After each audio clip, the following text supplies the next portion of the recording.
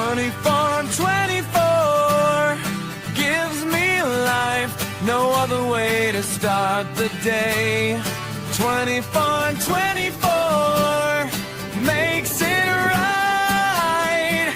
We don't care what they say.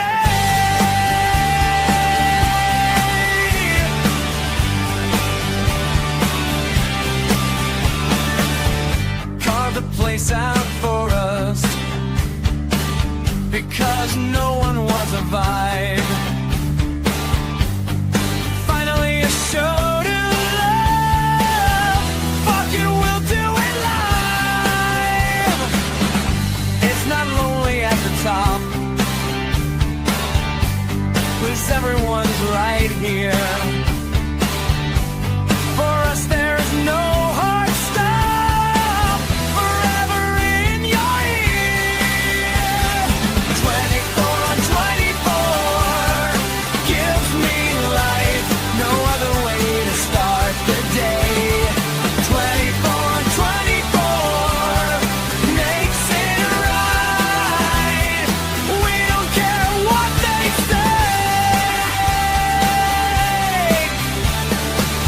Copy me, I know you will. I do it first every time. Your shit is stale, no one cares, but he's gonna shine. I'm just a baby. Your dad loves me more. I say what everyone is thinking. Typical forever hard. 24 on 24 gives me life, no other way to start the day. 24 on 24 makes it right. We don't care what they say. No more repos, mama got a bag. I do what I please and do it with ease. Number one show in all the land. Haters listen longer. Everyone say hi to Jim. Let's lock in. It's time to ride. Pat Ford over everybody. Now, now, now, now, now, now, now. Now, now, now, now, now, now. Now, now, now, now, now, now, now. Love for my besties and buddies.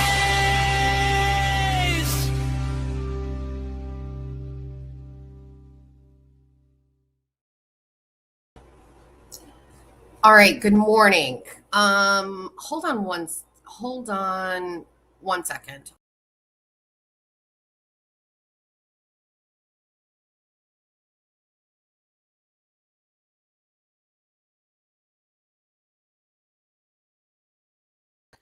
All right, that's better. Hi, good morning. Sorry, we are so little disjointed this morning.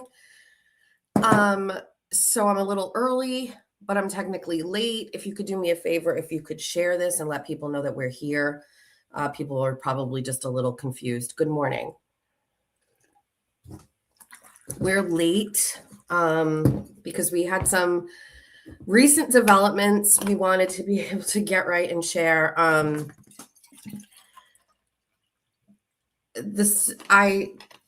You could not write. I have no patience for this camera today. You could not write my life. Buckle in, everybody. So sorry.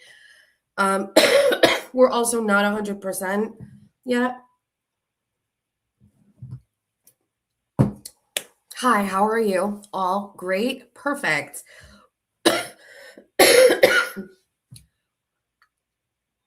Okay, you ready for some things? First of all, let me calm everybody down. I had a conversation with Pat Ford yesterday. His exit interview letter that he posted seems to have a lot of people all frustrated and upset. And by people, I mean like loyal bunnies. And the reason for this is the history of Pat Ford is he was here, he was not here, he was here, he was not here. And then he was here, and everybody, by the time that finally got to where we were with Ford, everybody saw what I saw, and he had won everybody over. The anti Pat Ford people here had basically changed their minds and went all in. And when that happens, it makes people feel safe. It makes them feel secure. It makes them feel like everything's okay. And then with no notice, he abruptly ends the partnership without so much as an explanation, really. And people are confused and sad, and they don't know what to do. They're back to hating him again. Do they still love him? Can they still love him? I can't tell you what to do, because telling people what to do is the most ridiculous thing I've ever heard. But if I were you, I would still love him from afar. Don't worry. Everything's okay. Sometimes, believe it or not, contrary to popular belief, there are some things that can't be discussed publicly. And we're just going to have to let it go. We're going to have to bless and release him. We're going to have to just say, like, I fare you adieu. We'll talk to you soon, pal. Good luck out there. Go do what you need to do. It's the least of my troubles. It should be the least of yours. So let's get that out of the way. Okay. Also, I want to clear up something too. I hate myself. It's just sometimes I am not perfect. Sometimes I really do disappoint myself. So yesterday on my show, I talked about Bay Harbor Beauty, and I thought that I was explaining things from my perspective in a very decent professional way. And all of that, by the way, was in response to Julie actually talking about it on her show. And I'm not going to pull her clip or anything like that, but go to her channel, and there is a thing where she says something about drama. It's like her most watched. Shocker. When everybody talks about drama, it gets you the views. It's in there, and she doesn't name me specifically, but she talks about like partnerships and ending. And right after I saw that, before I talked to you guys yesterday, because this all, like, painting me with a brushstroke as just being like a cunt doesn't really, it's not fair. So somebody sent me that clip, right? And it was like, maybe this explains like some stuff about like Julie not being around anymore or sending you any stuff. So before I discussed it, I reached out to Julie. I texted her, and I have an Android phone, so I don't have an iPhone, but I have 2 Androids, okay?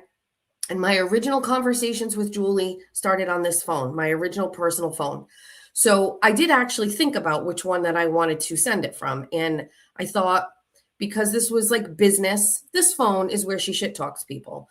This phone is where I like started my connection with her. So I sent her a message here. Now, I'm not like iPhones where it changes colors when people read stuff.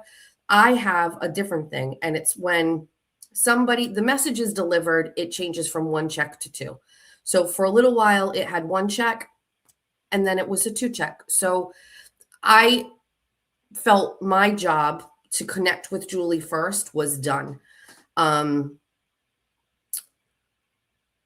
Julie is claiming to me in another text message from this phone she sent me that she never received my text message. So yesterday, obviously, I hadn't heard back from her. And so then I discussed it on my show, which I thought was like, I said it all like in a really decent way. I thought I said like nice things, like, but I did feel like I did feel like an obligation to kind of have a conversation about the partnership. I have followers here who listen to me and take my suggestions, and I'm not going to start today not being like open with them about like stuff going on. So the bunnies have an absolute right for me to discuss my partnership with Bay Harbor Beauty. Correct. So I talked about it yesterday. I mentioned that she never messaged me back. And to be honest with you, had she messaged me back, it would have changed the trajectory of what I said yesterday. But she didn't message me back. Only after I did the show did I get a text message from her where she wanted to counterpoint things that I said in the show.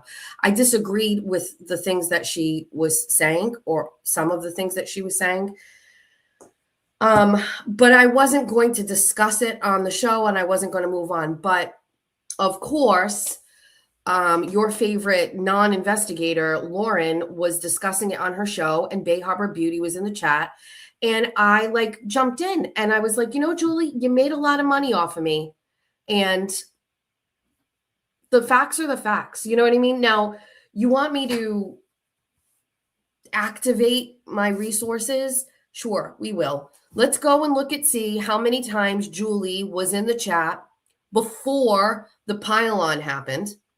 And then when the pile-on happened, let's compare that to how many times Julie was in the chat, or how many times Julie sent me product when the pile-on happened. What actually happened is, as soon as this shit happened, Julie ghosted me. She was not in the chat nearly what she was before. She has not sent me one product since the whole thing happened. And I never received a call from her about it. She's doubling down in her text messages saying, if I had a problem, I could have called her. I didn't even notice, Julie, until the clouds had settled. I was too busy fighting for my life out here in the YouTube streets where I wouldn't really know. And you can ask Spicy Misty and you can ask Moons. There was a day, like maybe 2 weeks ago, where I was like, am I imagining Bay Harbor Beauty is like kind of nowhere to be found? Do you know what I mean? Like, am I imagining things? This was not like I'm in the throes of everything and I'm like, wow, dude, Julie's not around. That's not what happened. It was an after the fact notice that I noticed and then brought it up. And then I actually reached out to you to try to discuss it. And you didn't respond. And I don't know why you would say you didn't get a message from me. It shows that it was delivered. It's very convenient that afterwards,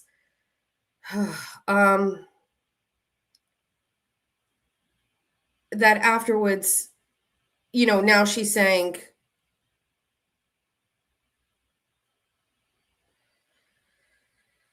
I'm sorry, hold on one second.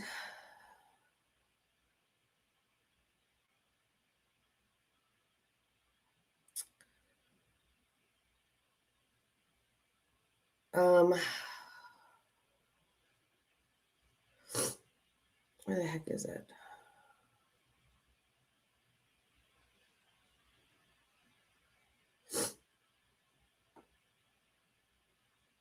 Hold on.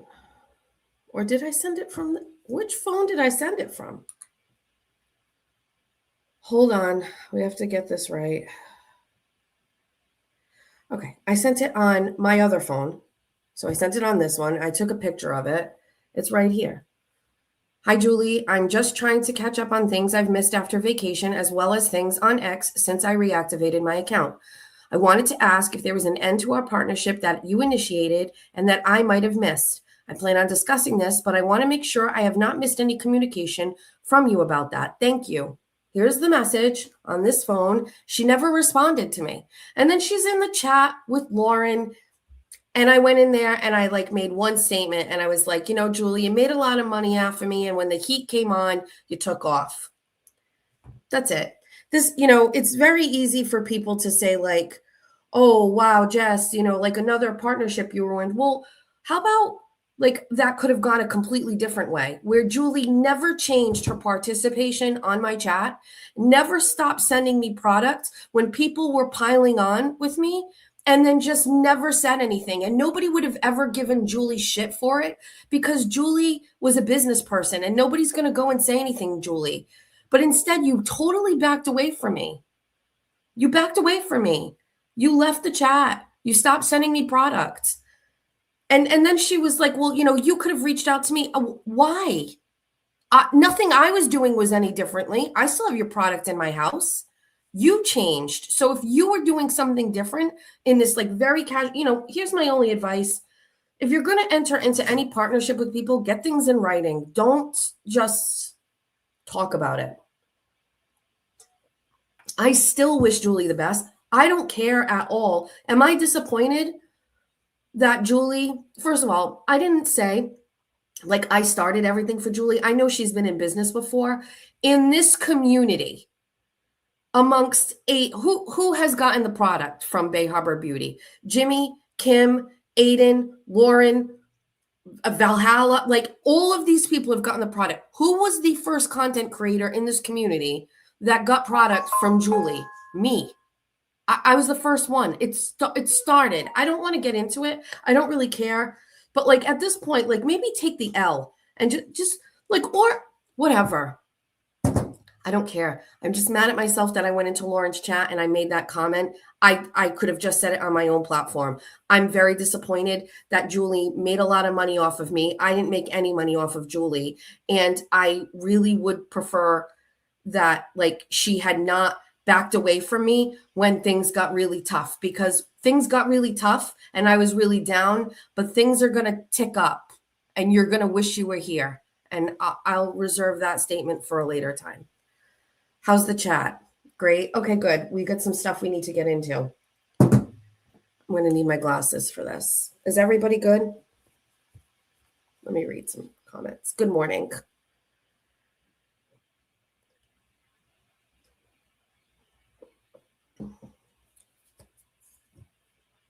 And like I said yesterday, like I had no like I understood it. It's just the way that she didn't respond to me. She ghosted me. It's very convenient to say you didn't receive a text from me when we're talking about something like that. I'll tell you what, I got a lot of texts from Julie since January, and there isn't one text that she didn't get from me or respond to, especially when the shit talking was happening. And for all business purposes, I'm not going to share that, but she does some shit talking. She's in the chat. She pays attention to everything. She's all about the drama. She knows. All right. And somebody just said people see it for themselves. I agree. We don't have to talk about it. All right.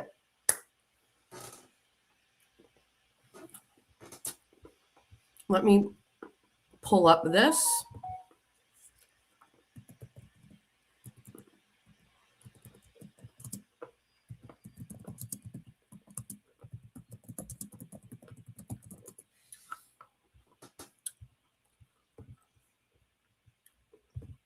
Is everybody here? Thank you. Okay. Lock in. Buckle in. Whatever. I'm going to share this with you. So I received this late last night.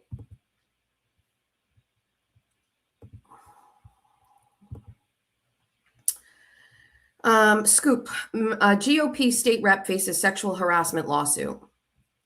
A former state house aide is accusing Representative John Gasky, a Republican out of Carver, of making unwanted advances while she was on the job and later firing her after she rejected him. Why it matters. The suit, filed by Kayla Churchill, a Republican state committee woman who worked for Gasky as his state house aide, lays out a chronology of alleged misconduct. On the other side, Ms. Churchill has some difficult personal circumstances, and she is more or less fishing for money, Gasky's attorney, Michael Walsh, told Axios. There is absolutely no basis to any of these charges. An investigation by the State House's Equal Employment Opportunity Officer into Churchill's accusations found in March that Gasky did not violate the House's rules against harassment and discrimination. Churchill claims that Gasky invited her on a business trip to Indiana, which she called inappropriate and, quote, a little creepy. Churchill ultimately did not go on the trip. Gasky invited her to swim in his pool, saying, according to Churchill's suit, come by for a swim and bring the kids or don't, followed by a suggestive wink. She claims Gasky arrived uninvited to the hospital room after a minor car crash and gave her get-well gifts, including bath salts, candles, and body lotion. Churchill says she was terminated in late 2025 after resisting Gasky's advances, according to the civil complaint filed in Suffolk Superior Court this month. The suit alleges that Gasky made explicit quid pro quo demands tied to Churchill's continued employment. Churchill's complaint also alleges that Gasky resented her boyfriend and fired her over the phone when he learned of the relationship. There was definitely no harassment. There was definitely no retaliation, Walsh told Axios. The intrigue? Churchill claims she was given a $1,000 payment framed as legal defense money while she was in a feud among Somerset area Republicans. The filing states Gasky and his wife gave Churchill the cash to hire a bulldog attorney to sue a political rival for defamation. Walsh told Axios that the $1,000 payment was a personal gift so Churchill could buy Christmas presents for her children. Catch up quick. Churchill first drew attention in 2023 running for the Freetown School Committee when she entered local schools under a fake name to test the security screening. The stunt made headlines but didn't win votes. She finished last with 158. Gasky, a first-term lawmaker, took office in January of 2025. The suit alleges the inappropriate conduct began during his campaign in 2024 and continued once he was in office in 2025. The complaint brings 5 counts of sexual harassment, alleging a pattern of hostile workplace behavior, explicit quid pro quo demands, and retaliation. No hearing date has been reported. Okay, so this story drops yesterday. I get it last night. It's very obvious just by reading that in a battle with Somerset Republicans, she means me. Mike Walsh, representing Representative Gasky, is indeed the candidate that is running for Attorney General in Massachusetts. Now, let's go read the lawsuit, shall we?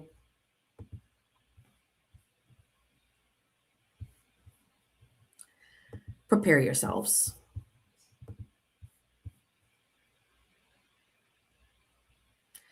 One of the most striking things that you will find about this lawsuit, for me, is I am shocked at the language, the errors. I can't understand how this is actually a court document and that somebody actually filed this. You'll see this with me, but let's go over it.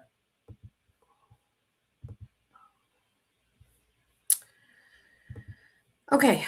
Commonwealth of Massachusetts, Kayla Churchill versus John Gasky and the Massachusetts House of Representatives as the defendant.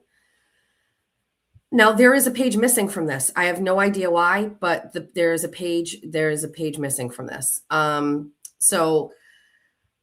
Page 1 is here, page 2 is missing, but let's read it. At all times, material to this complaint, plaintiff Kayla Churchill was, I'm going to read it as it's written, so don't get me.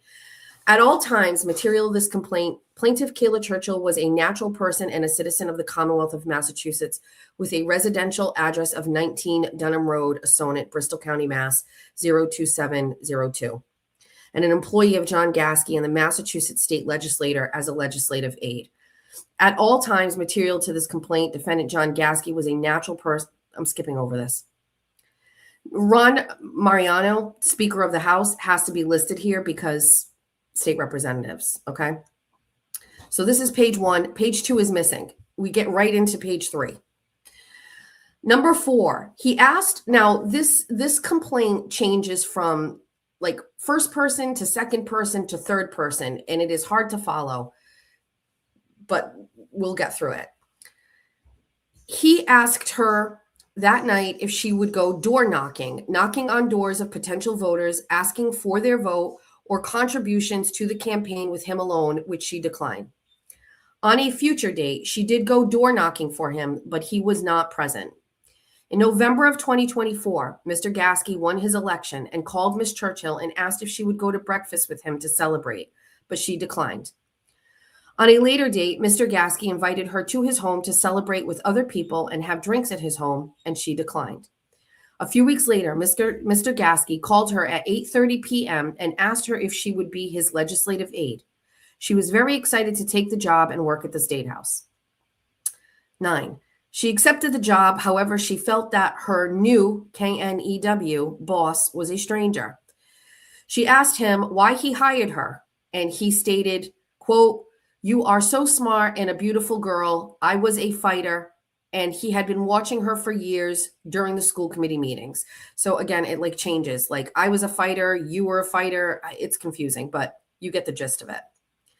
On or about January 18th, at the State House, Mr. Gasky asked the plaintiff if she would, quote, go to Indiana with him on a business trip to work on State House bills together. She declined because it felt a little inappropriate and, in her words, quote, a little creepy. On or about February 11th, 2025, the plaintiff was involved in a minor car accident on my way to a work-related benefit, which Mr. Gasky was also attending in a separate vehicle. After Mr. Gasky was notified she was in a car accident and went to the hospital to be checked out, he canceled his appearance, rushed to the store, and then showed up at the hospital presenting a get-well gift of bath salts, candles, and body lotion. Several times in the summer of 2025, he invited her to swim in his pool, stating, come by for a swim and bring the kids or don't, following it up with a wink. Every time she saw him at the State House or at the satellite office, other staffers would comment to me on how Gasky would stare at her and look at my chest and rear end. Oftentimes at the State House office or satellite office, he would comment on how nice I looked and smelled. One particular afternoon at the State House, he took me to a private room and we began to talk about the fact that she was getting divorced. So Kayla was getting divorced, and that I wanted to tell him personally. So she wanted to tell him personally because I did not want him to find out through other channels. He said, I don't judge you. In fact, I don't know how much longer my wife and I will make it in our marriage. She yells at our son constantly and our marriage is falling apart. And she hates that I'm in politics. We don't even have a sex life. So just want to pause you right here. This is the first inclination of things being added to this document, which is public, that really have no business being added to this document. Uncomfortable and unsure of what to say, she told him perhaps he should try taking her out to dinner or buy some flowers for her. He then leaned toward her and said with a lowered sex tone to his voice, she won't even blow me. I became very uncomfortable and nervous. A few minutes later, he said, why don't you stay the night with me at the State House? I'll get a hotel room. She immediately said no. On later dates,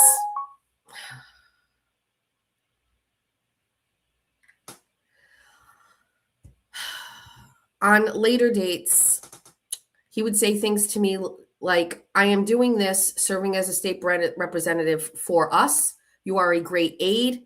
I'm taking you to the top with me. I'm in politics for us. My wife is pissed because I'm running, but I'm on a political mission with you. It was quite strange that he was somehow obsessed with me. If you're just joining me, this is a lawsuit that was filed in Suffolk Superior Civil Court from Kayla Churchill against State Representative John Gasky. She's claiming sexual harassment. This is relevant to me because I am named in this lawsuit or mentioned in this lawsuit. I think if you say named, does that mean like that you're a party like in it? I'm not being sued. I am a substantial part of this filing. Then the 2 a.m. random work text would start, 4 a.m., 5 a.m. She did not know how to react because he was her boss. She started noticing that he would only call his wife when his wife was not around, when he was going to work or home without her, or in what sounded like another room, almost secretive. I even heard his wife say once, who is that, your girlfriend? On or about 11/20/25, she had a business meeting with Mike Minogue, who was running for governor against Maura Healey. She was more dressed up than usual. Gasky insisted that she use his second car because her mom had crashed the plaintiff's car. He insisted on driving down to pick her up, even though she told him she had a ride to his house to get the car. When she got in his vehicle, his face became stunned looking. Her seat was pushed way back. He turned toward her with his arm resting on the center console and leaned into her face and looked into her eyes, and then her lips and her breasts and back and to her eyes, and said as he was doing this, you look so beautiful. She was very nervous and uncomfortable and put her pocket knife in her hand inside her purse. It became so uncomfortable working for him that she started to avoid him by working at the State House when he was at the satellite office, working at the satellite office when he was at the State House, and working from home on her cell and laptop or visiting constituents and going to local events where either he wouldn't be or where she knew other aides and reps would be present, purposely making it so there was no possibility of being left alone with him.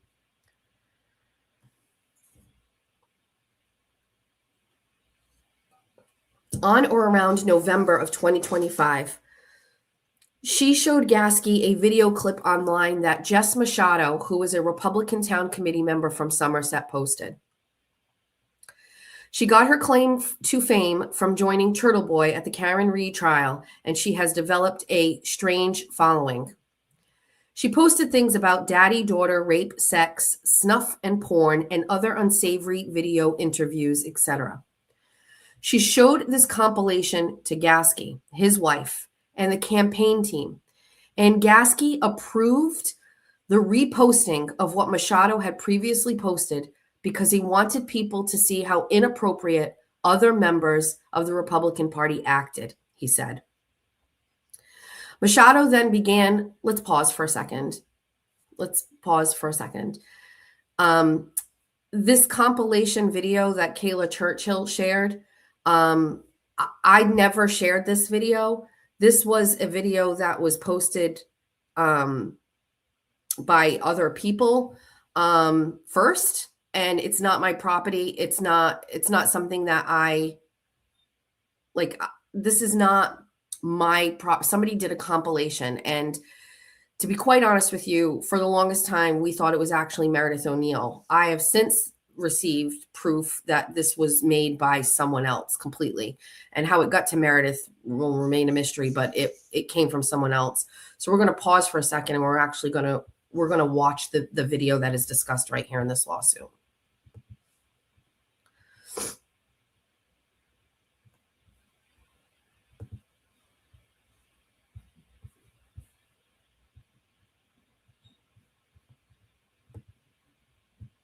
So this is the Facebook page of Kayla Churchill. This is a pinned post at the top, and it talks about me, and this was done on November 14th. And if you scroll down here, we will open this up and we will play it.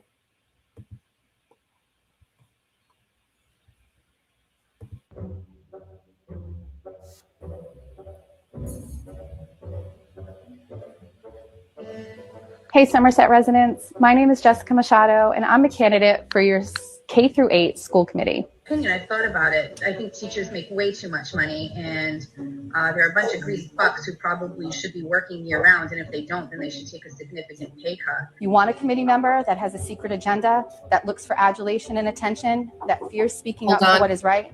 Then I am clearly not the candidate for you. I think it's appropriate for you to pick up that phone, call that person on a holiday, and confront them. Yes, it's okay to call that person a cunt in front of their family. Yes, it's fine, because here's the thing. You're just being passionate and you're being real. I've been working with Mike at Fall River Reporter, and he had been talking about me coming over, and I said, I think maybe I could leave radio for a little while. And I said things like sex, drugs, gambling, sports betting, stripping. I love strip clubs. I talked about it on the last show. I think it needs to be a little bit more normalized, and that is to have a beverage.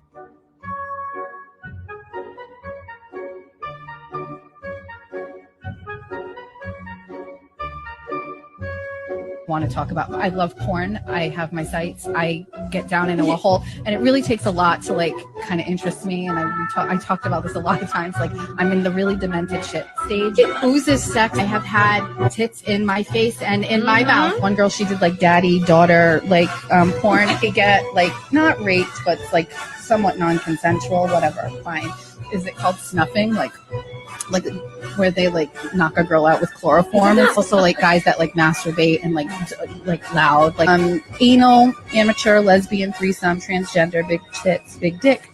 female orgasm, cream pie, and cartoon. So that maybe we need an OnlyFans for that. I'm going to start an OnlyFans. We need some residual income. We're going to be selling feet pics on OnlyFans. Like I can make $50 for selling a pair of my underwear. Like some guy helped me with my car and then I fucked him. I never saw him again. Blowjobs turn me on. My husband can't come if I'm giving him a blowjob. It's just this weird thing. That doesn't matter to me. It's just the act of Well, sucking. so then why?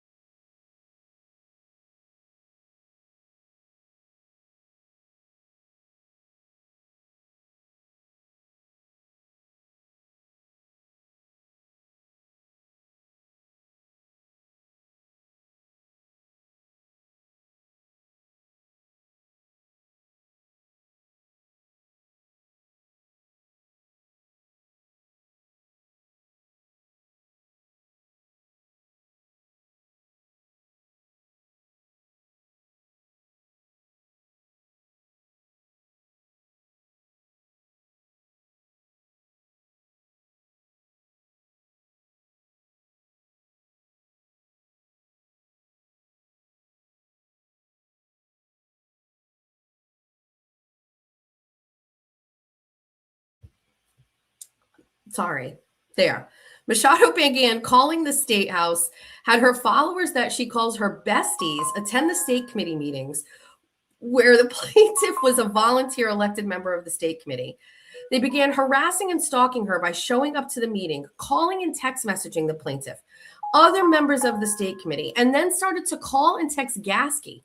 Mrs. Machado also tried secretly recording Gasky on a podcast, emailing his work email, as well as making threats of calling human resources at the State House. Okay, we'll move on.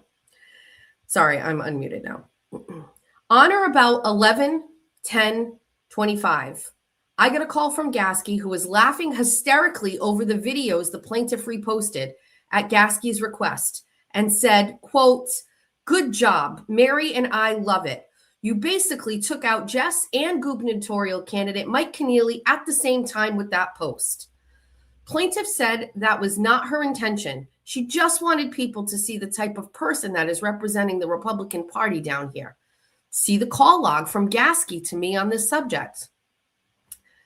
Quote, State Representative Gasky stated, quote, "How nasty she is.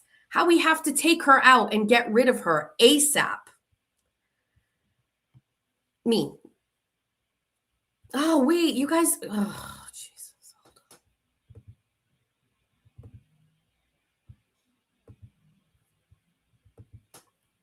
There. Sorry. Who filed this? Kayla Churchill. Gets better. Gets better. I'm sorry, just so you know, this is Kayla Churchill in a filed document at Suffolk Superior Civil Court, has entered a lawsuit. And in that lawsuit, she states that a Massachusetts elected state representative by the name of John Gasky told her that we need to take me out and get rid of her ASAP. See text message where Mr. Gasky reaches out to Mike O'Regan asking if he had any fake profiles that he could use to go after Mrs. Machado in my defense without my knowledge or my consent. So now she is claiming that this state representative reached out to Mike O'Regan, who is a firefighter in Fall River, who is a former political partner of mine, who is a political adversary now, who is now dating Kayla Churchill, that she is claiming that her boss, an elected official, texted this man and asked if he had fake profiles that he could use to go after me in Kayla's defense without Kayla knowing about it. Many of the Gasky campaign team, as well as state committee members affiliated with Gasky and our campaign team, began sending the plaintiff more information on Mrs. Machado. So Gasky, an elected official, a state representative, his campaign team, state committee members who were associated with Gasky, and others began sending Kayla Churchill more information on me, asking her to repost it all with the approval and the encouragement of State Representative Gasky. From November 10th to November 29th, Gasky and his wife were encouraging the same. And at one point, Gasky brought her to what he called the cyber crime unit of the state police at the State House. It turned out they were just State House police and did nothing about the nasty posts from Machado. They informed the plaintiff that she would need a subpoena from a judge. Just so we're clear, my posts in retaliation to what Kayla Churchill was doing were of such concern that an elected official on State House time, taxpayer time, took his legislative aide to the cybercrime unit of the state police at the State House to look into my posts. And they told her they would need a subpoena from a judge to do anything.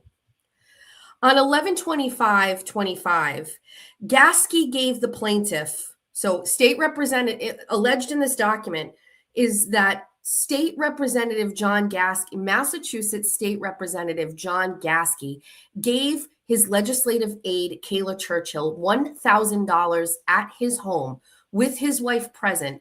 And while she was on the phone with Holly McNamara, who heard Kayla's reaction to the $1,000 contribution to my attorney, whom Gasky referred me to and pressured me to use it for the purposes of filing a defamation and HPO suit against Jessica Machado.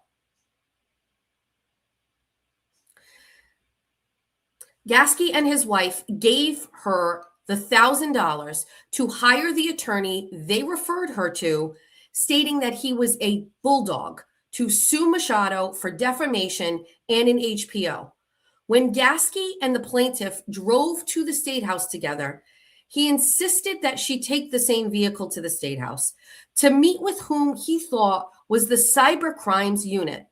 Mr. Gasky became nervous and said, "Never tell anyone that he gave me or gave Kayla the $1,000 due to his concern of an ethical violation," stating he just wanted to help me, quote, "take her out."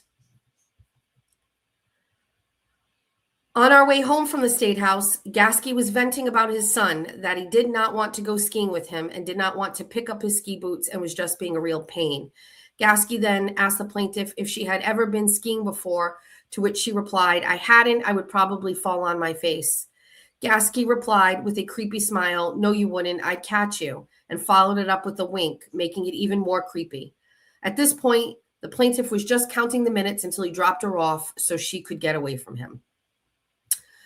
Suddenly, on November 29th, 2025, after the Christmas parade in Middleborough, that Gasky was not happy about attending, he told Churchill while in the town parking lot to take down the videos she had posted of Miss Machado because it looks as if she was disseminating pornographic material. Churchill said there was no nudity, just her talking about disgusting subjects, and that he had previously asked and approved that she repost them. The following day, she was asked again to take the video down because he said the videos were, quote, essentially the same thing, meaning it looked as if she was disseminating pornographic material. He said, quote, "If a constituent saw my Facebook and viewed the posts, they could view it as me sharing pornography." Around December 3rd, Gasky said to Churchill, quote, "I'm just not happy with what Miss Machado said on the podcast about you dating Mike O'Regan. I'm not happy about how all of this has been handled with her." He made the excuse that the repostings of her previously posted video that he had approved and that HR was now aware of and said was fine to post because the plaintiff was not on State House time at the time and that her requested time off had since been approved. He stated that he suddenly didn't want to be a part of a, quote, smear campaign and that the plaintiff was fired. She asked him what had changed suddenly and that the plaintiff not telling him that she was dating someone wasn't personal, It just wasn't needed, and it wasn't serious or work related. Gasky replied with, I'm sorry, but you're going to have to apply for assistance and ask Mike to help you, my boyfriend, and hung up the phone. Mike is a person that the plaintiff started dating. He and the plaintiff went door knocking for Gasky as a favor to Jim Lyons. Jim Lyons is the former chairman of the Massachusetts GOP.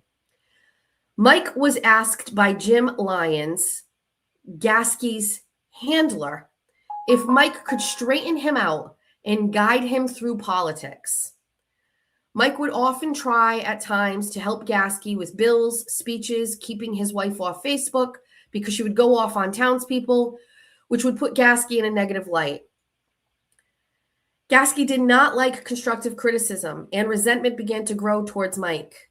Gasky seemed to dislike Mike and then disliked the plaintiff after he found out about him and her dating. Churchill went to the State House in December of 2025. She was taken into HR and they made her turn over her laptop and other materials. She was escorted out of the building and told not to come back. She was devastated. She believed she was fired because she would not travel and share hotel rooms and have sex with Gasky or entertain his sexual advances. When she put in for unemployment, Kathleen Palmer at HR told her to submit a code to unemployment that indicated she worked as a clerk instead of a legislative aide, which is considerably less pay per week than she was earning and hired for.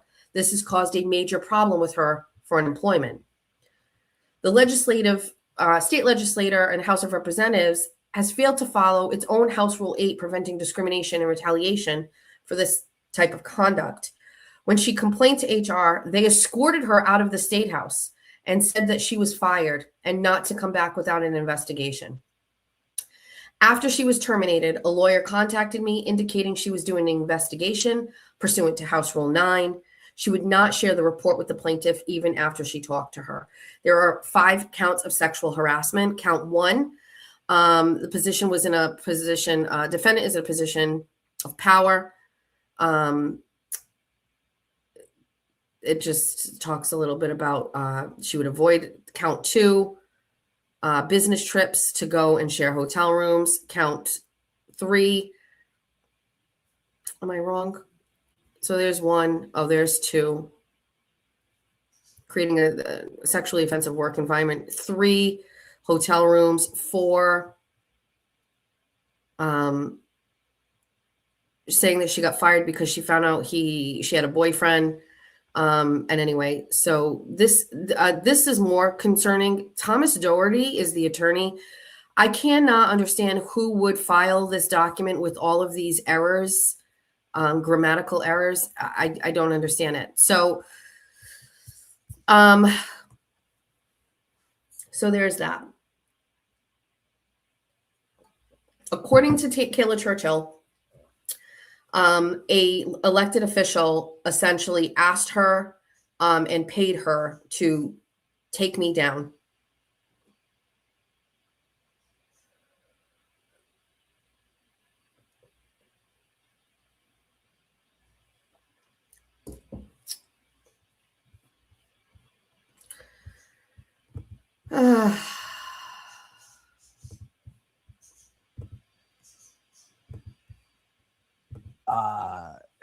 Kayla Churchill, you might have heard her commenting on Kayla Churchill. And to be very clear, I've always liked Kayla Churchill because I wrote about Kayla Churchill like 5 years ago. A lot of people don't know that, in a good way. She's one of the 5% of people that I wrote about that was like positively portrayed because she was raising awareness at her kids' elementary school because they just didn't lock the doors. And she highlighted the problem with it. She videotaped herself just walking into her kids' elementary school, not getting buzzed in, not showing who she was. And she videotaped herself just walking the hallways and posted it on the internet and was like, look at this. This is what if I was a bad guy? Look at this. And it was like a huge, and it was good for her for doing this, because this is you can't have people just coming off the streets, walking in your kids' elementary school So she wanted to raise awareness to something that was a huge problem. I'm going to stop you right there. This is from a couple of days ago, by the way. This is a couple days ago. Kayla Churchill broke into an elementary school to show that anybody could get in. And I was the first person to platform Kayla on the news because I had a radio show at WBSM. I told her story there. I had her mother on my show, and they asked me if I would start a GoFundMe for them. So prior to this guy doing it, I did it because I 100% agreed with what Kayla Churchill did. So you're not getting any props here, sir. Anybody who cares about children and school safety and all of those things totally agreed with what Kayla Churchill did. The charges against her were eventually either dropped or she was not found responsible for. And she essentially went to schools, gave a fake name, and they let her right in, and she walked around the school and videotaped herself. I was 100% on board with that. You don't get an award or a medal here, sir, because you were agreeing with that. Most people did. And you know what they did? They charged her with trespassing, right? And I came to her defense. Kevin Reddington represented her, actually. And so I came to her defense and I wrote this thing about it. And her and I have been friendly ever since then. She messaged me in jail. She supported me financially. She's actually in the video in July of 2023 at the Karen Reed pretrial hearing. We're walking to the car with Carl Dougal. She's the chick with no shoes on. And she was great. Kayla Churchill's great. And so when Machado had like a beef with her, it's like because she has a beef with everyone.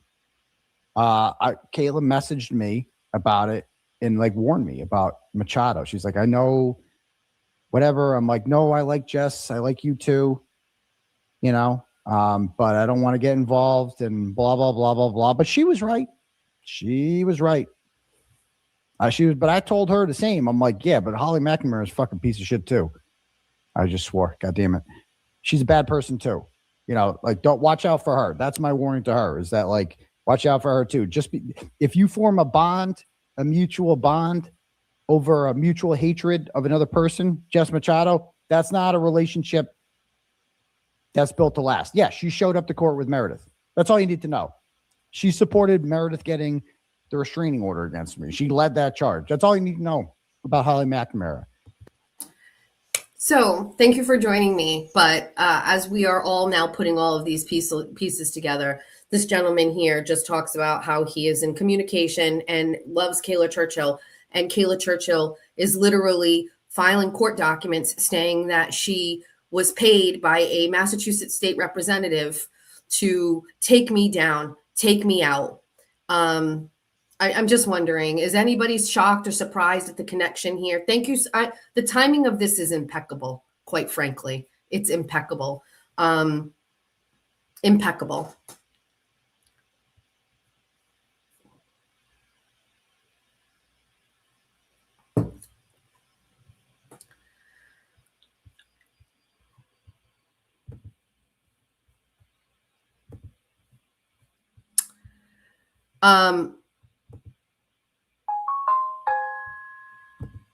Okay. Let's talk about a couple of things. Undoubtedly, I'm going to be subpoenaed for this case. Thankfully, okay, so let me talk to you as if I'm talking to TT right now. Here's how I would be talking to TT about this. A lot of times it feels like people are out to get me. And there's like a baseline of what life feels like when nothing's happening. And I'm very intuitive. I'm very aware of things. I'm very sensitive, which you all know, and that comes in handy a lot of times because that sensitivity is really like a built-in radar when I can sense like things are not going right or there's a shift somewhere. Like, for example, in the absence of something is when I can pick up on something as well. So for me, I have like sometimes these feelings of like people out to get me. And I've said this to Jeff plenty of times. I've said this to my friend Kathy Souza, Lauren, my mod Lauren, Amy. They have all lived with me through the years where I've always felt like there's like people out to get me. Occasionally that comes to fruition, but it is very rare where I get examples of it, where it's right there in my face that there was some sort of thing happening behind the scenes to try to take me out and take me down. And I'm not even really sure what level they think I'm on that they can change or they can impact. I'm looking forward to hearing that. Like my political power, my platform. Well, let's go back.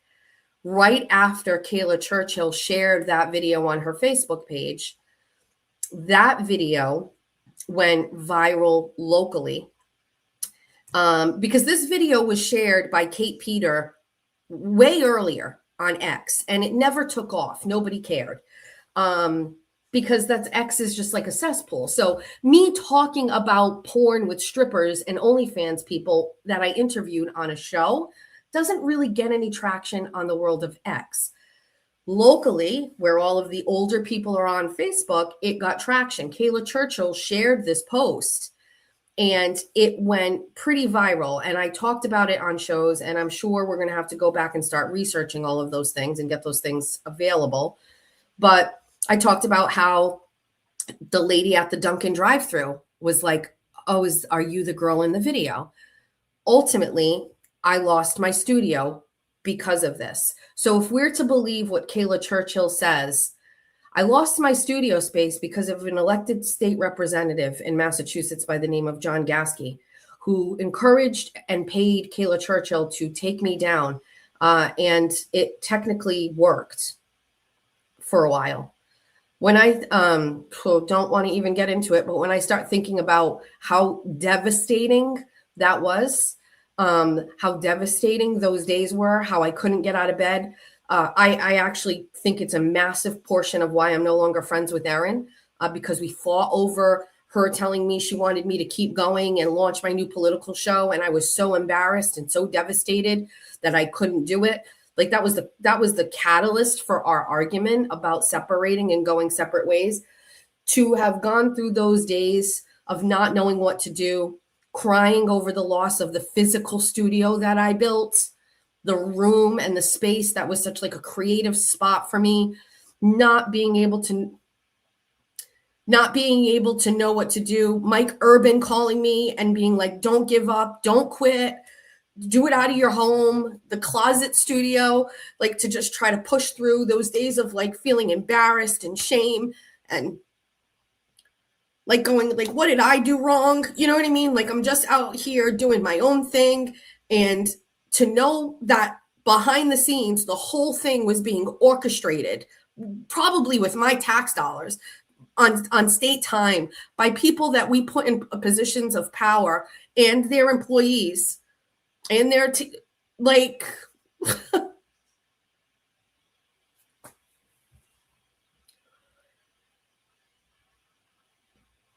like, because why? Because I'm pretty? Because I'm smart? Because I have a platform? Because I talk? Because I don't care? Because what? Because I'm fat? Because I have different politics than you? What is it? Who the fuck wakes up and goes, that person right there needs to be taken out and to go away?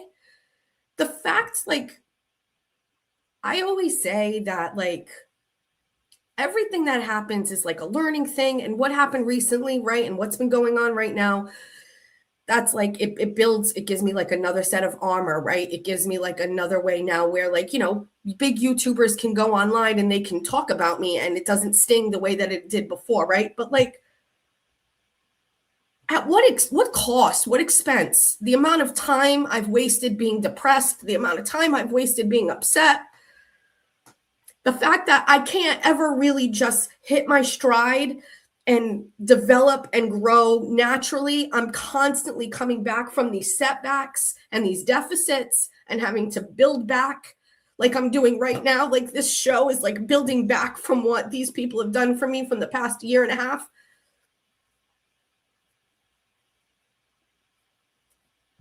To see it in writing, even if that's her bullshit story, even if it was her plan and O'Regan's plan, and now they're blaming it on Gasky because he fired her because he was complicit, or who knows? The truth is somewhere in there, in my opinion. And then I just like think like, well, Jessica, this is the price you pay for being opinionated. This is the price you pay for talking shit about people. Fine, but can I just say, like, when I opened these documents up last night, like, I was like pretty hysterical. Pretty hysterical. I just planned like my 4 shows. I was like all excited to get back. I was going to go do a drive this morning. And then, you know, I'm reading these documents and like, maybe it's not that big of a deal, but am I really reading Superior Court documents where people are saying that people in positions of political power in my state are trying to take me out? They're using their money for it. Pay me the $1,000. I would have just never talked about you again. And then you connect the dots with the Aiden part of it. And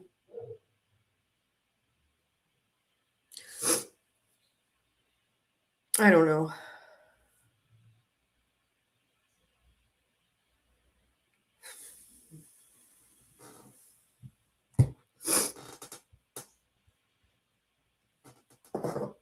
I need time to think this over.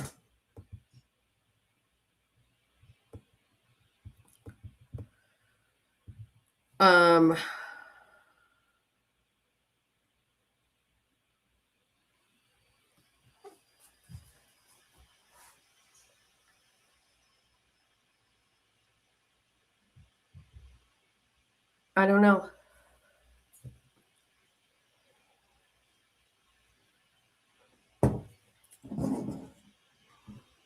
I have not yet hit the point where I find it to be flattering. I have not yet hit the point where I find it to be like, haha, I'm that powerful. You guys got to do this. Like, I haven't hit that. You know what? This right here, this is like, how long is this going to take? How long is this lawsuit going to take? How long is this going to get dragged around? How long? Keep in mind, another lawsuit regarding or adjacent here to Mike O'Regan involving adjacent to Jim Lyons and other political people, I was named in, and that is the reason why I lost my job with Howie Carr. I stepped away from the Brian Shortsleeve campaign when they, I was asked to be a part of the Mike Keneally campaign. I was very excited to be a part of it. Mike was my candidate. Mike didn't move past the convention. After that happens, anybody who was with the Keneally campaign, they get absorbed into other campaigns or they go away, right? And my intent was to just go away. Either you really care about your candidate or you don't. And so I was just like, yeah, my candidate didn't make it. It's fine. And I was sort of relieved. I was like, well, you know what? I don't want to deal with this political climate anyway. So I'm fine. And then the Shortsleeve campaign picked up somebody from the Keneally campaign, right? Someone who worked for Keneally ended up working for Shortsleeve. And he was like, come over, like, you know, the fight is still against Healy, right? Like, don't you? And I was like, okay. So I went and met with Brian, and we went to a dinner with Brian at his home with Mike Urban and Jackie Gately. And I kind of felt a little rejuvenated when I was there. I was like, okay, I could help, you know what I mean? But right afterwards, I felt politics is not for people. Politics in Massachusetts is not for people with any heart whatsoever. You have to be a complete psychotic savage. Case in point, this legal situation that's happening, right? There's a lot of savagery going on in that court document, whatever it is. And I think I demonstrate on a daily basis that I'm not that way. I'm pretty soft. And I just don't have the heart to go against my original candidate, Mike Keneally. I am a loyal girl. And so I backed away from the short sleeve campaign. Not like I had a huge part in it, but I knew that they were excited to have me on board, especially for Twitter purposes. And I just kind of backed away. It just didn't feel right. It was nothing against Brian. I would still vote for him in the primary. I just was like, I don't know, it doesn't feel right to me. And once that happened, I really kind of backed away from politics overall, because I've just seen too much. It's not good for someone with a heart. I'm sad about a lot of things. I feel frustrated with a lot of things. And I think like the only way to change it or to make any type of impact is like locally. So I don't know. I am very disappointed and distracted by this filing. I am very upset that Aiden is. I don't think it's a coincidence that Aiden's bringing up Kayla Churchill. I'm sure they communicate. Well, we don't have to speculate. They do communicate. He's bringing Kayla up a couple of days after she filed this. We didn't find out about it until yesterday. It was filed on August 3rd, the day after I left for vacation. And so like Aiden being involved in this thing or whatever, I continue to really like think about like my time spent with Aiden, and I look at it all very differently. I'm being a hard ass about a bunch of shit. But like the fact that he's involved in this is gross. You know what I mean? It's gross. And honestly, you would think that somebody who literally every day for the past like fucking year and a half is, stop doing shows about stupid bullshit and nonsense. I'm facing 90 years in jail. Well, focus on your own shit. What are you doing getting involved in me? I didn't do anything to you. There's no conspiracy to take you out anywhere in my text messages.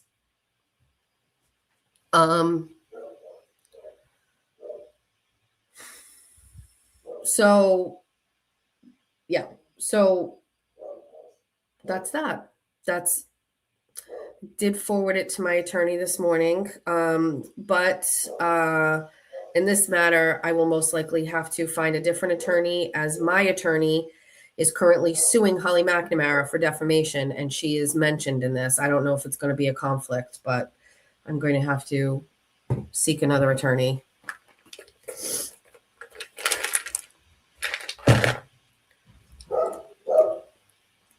My stomach is a mess since last night.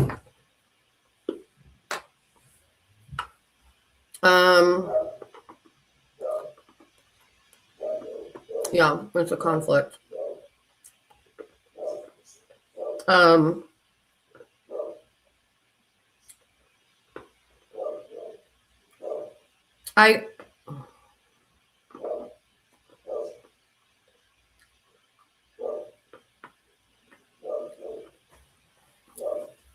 You can hear that. I'm distracted by Reagan. The mail lady is right out front. You know this show very well.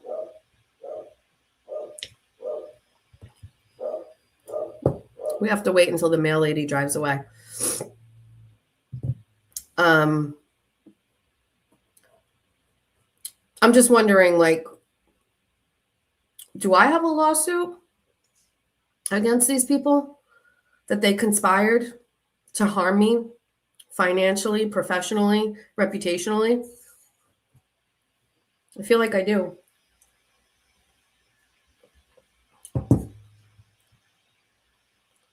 I am not being sued. Correct. So Kayla Churchill is suing her employer. She got fired. And she got fired. And I don't know the exact reason. I mean, there's got to be an exact reason why she got fired. Can't just go fire a legislative aide.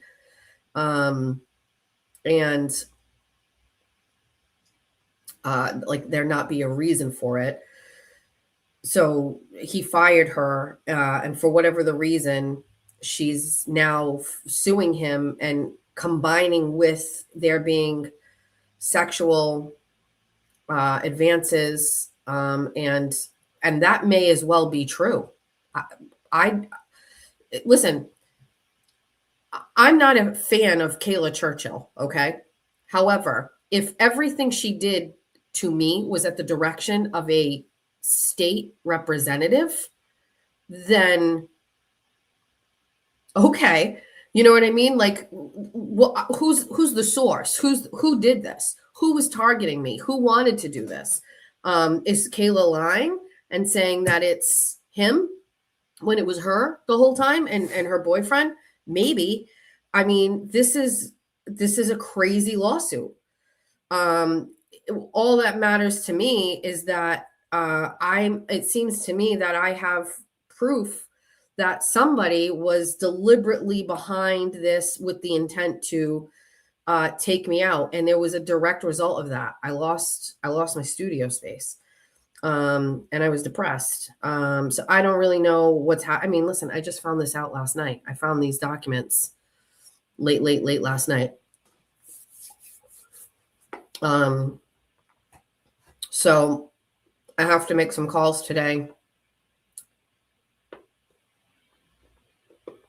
I can't believe it. I can't believe it.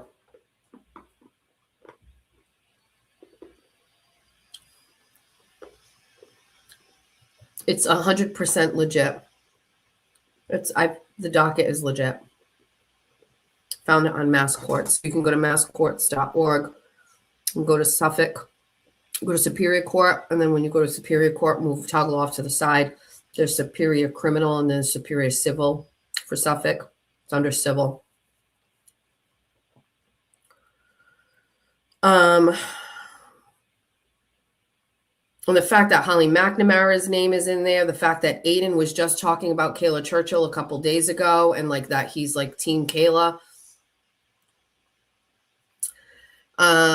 It's crazy. I am resisting the urge to stop what I'm doing. I'm resisting the urge to stop broadcasting. I'm resisting the urge to just hide, go away. I'm right. Because now I'm kind of like, okay,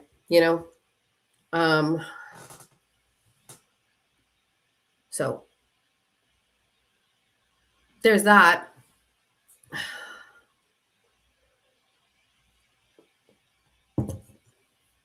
I guess the only thing I would say is when people are out there saying, Jessica is crazy, there's nobody out to get her. Can somebody please refer them to this docket? Please? Thanks. Hold on a second.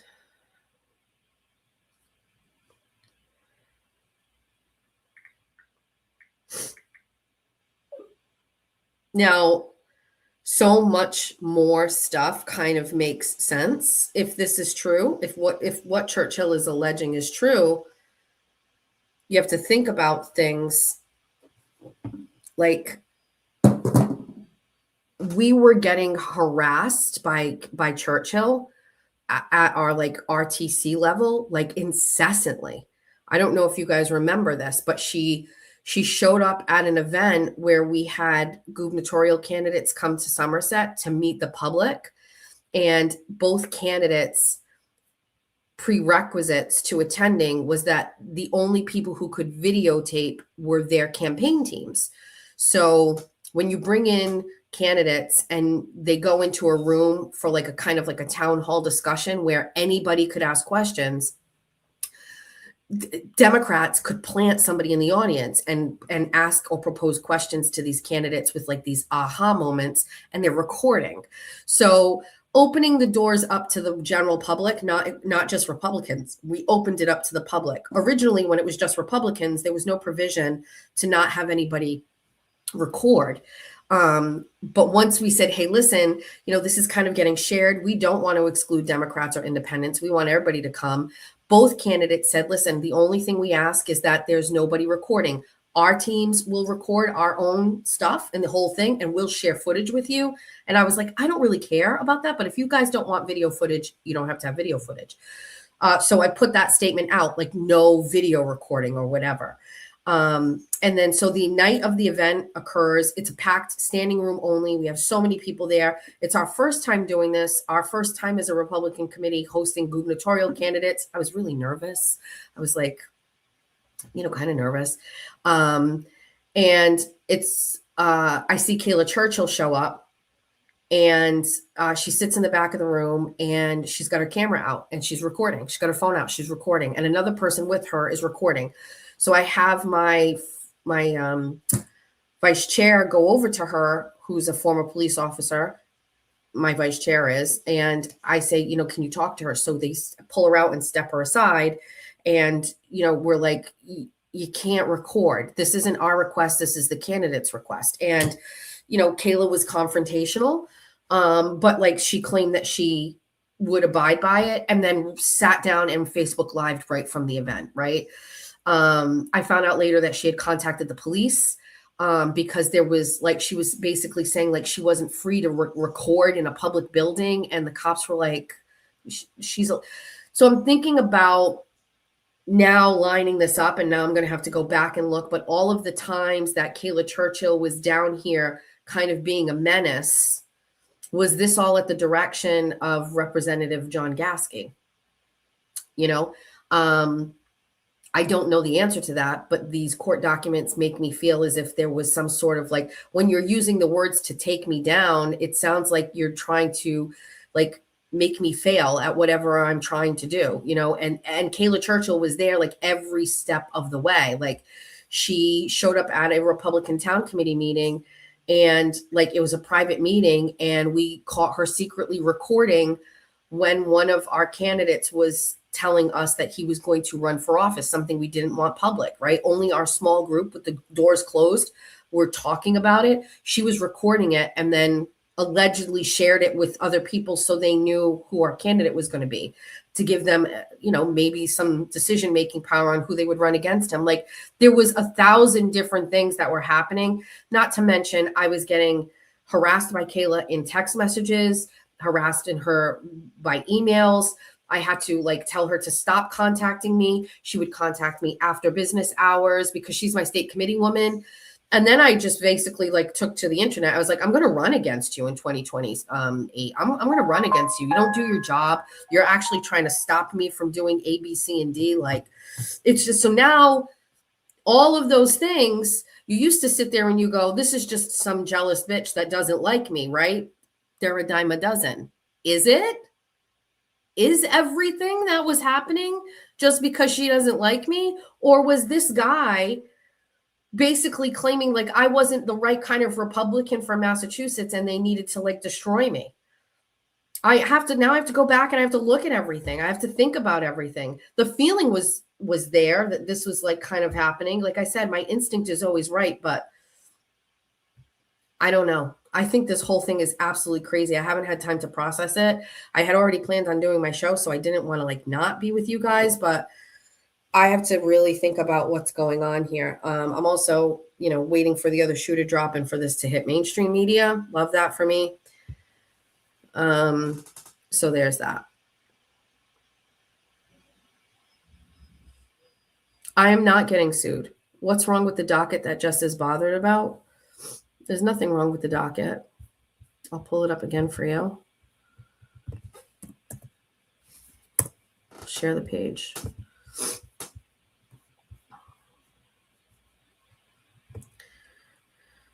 So, unfortunately, give Sue the exclusive.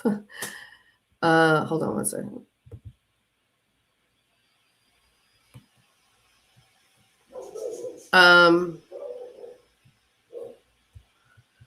So here's where we're at. I'm going to Superior Court, Suffolk Civil.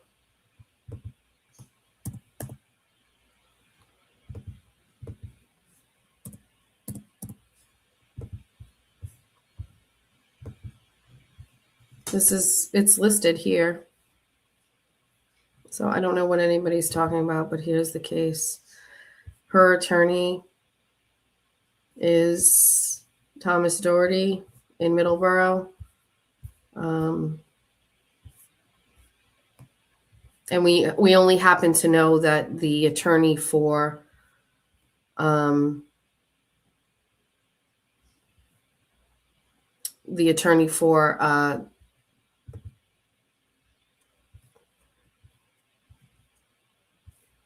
see, there is a missing page here. I don't know. It never got scanned in, but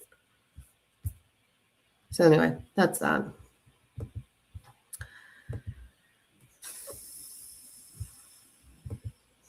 So there's that. I don't have, we're not going to be looking for the kind of attorney.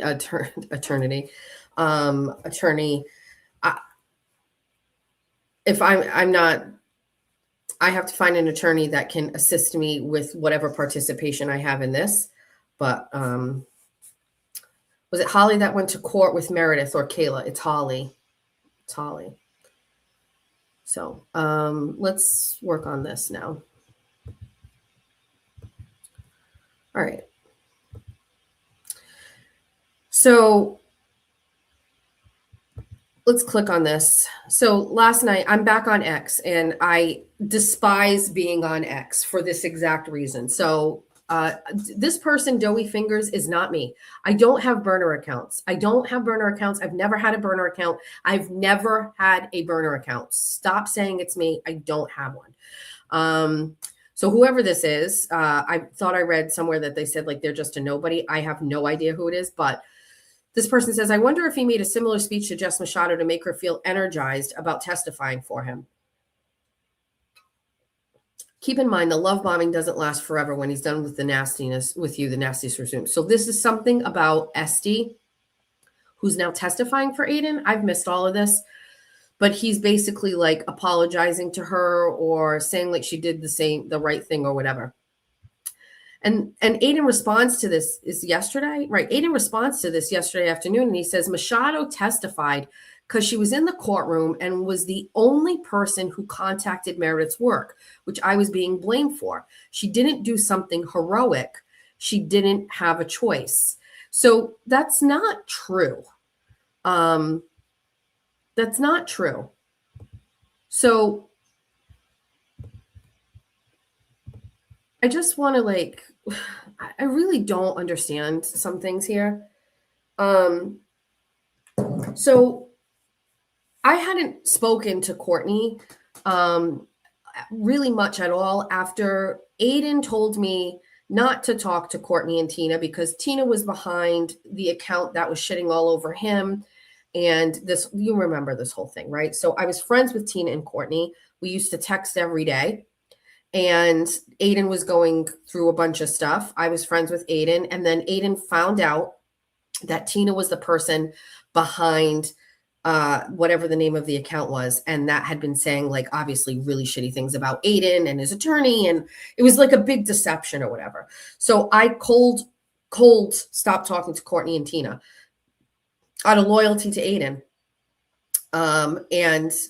That was it. Stopped talking to them. But as this case started happening, I don't know, I'd have to go back and look at the timeline. You know, I started lightly talking to Courtney. Anyway, he's preparing for this restraining order hearing. Oh, it was because just before Aiden's case was Kelsey Fitzsimmons. And Courtney had reached out to me if I was going to be covering it. And so we really started to just talk again because of Kelsey Fitzsimmons. So that was the catalyst for talking to Courtney again. And then right after Kelsey was Aiden's case. Thank you, Jessica. So we were talking just briefly, right? Like nothing really intense or whatever.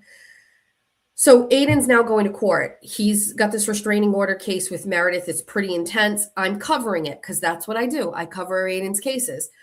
At no time in any of the time preparing for this case, talking to me or anything, did Tim Bradel, Courtney, or Aiden ask me if I had any proof that I contacted Meredith's employer.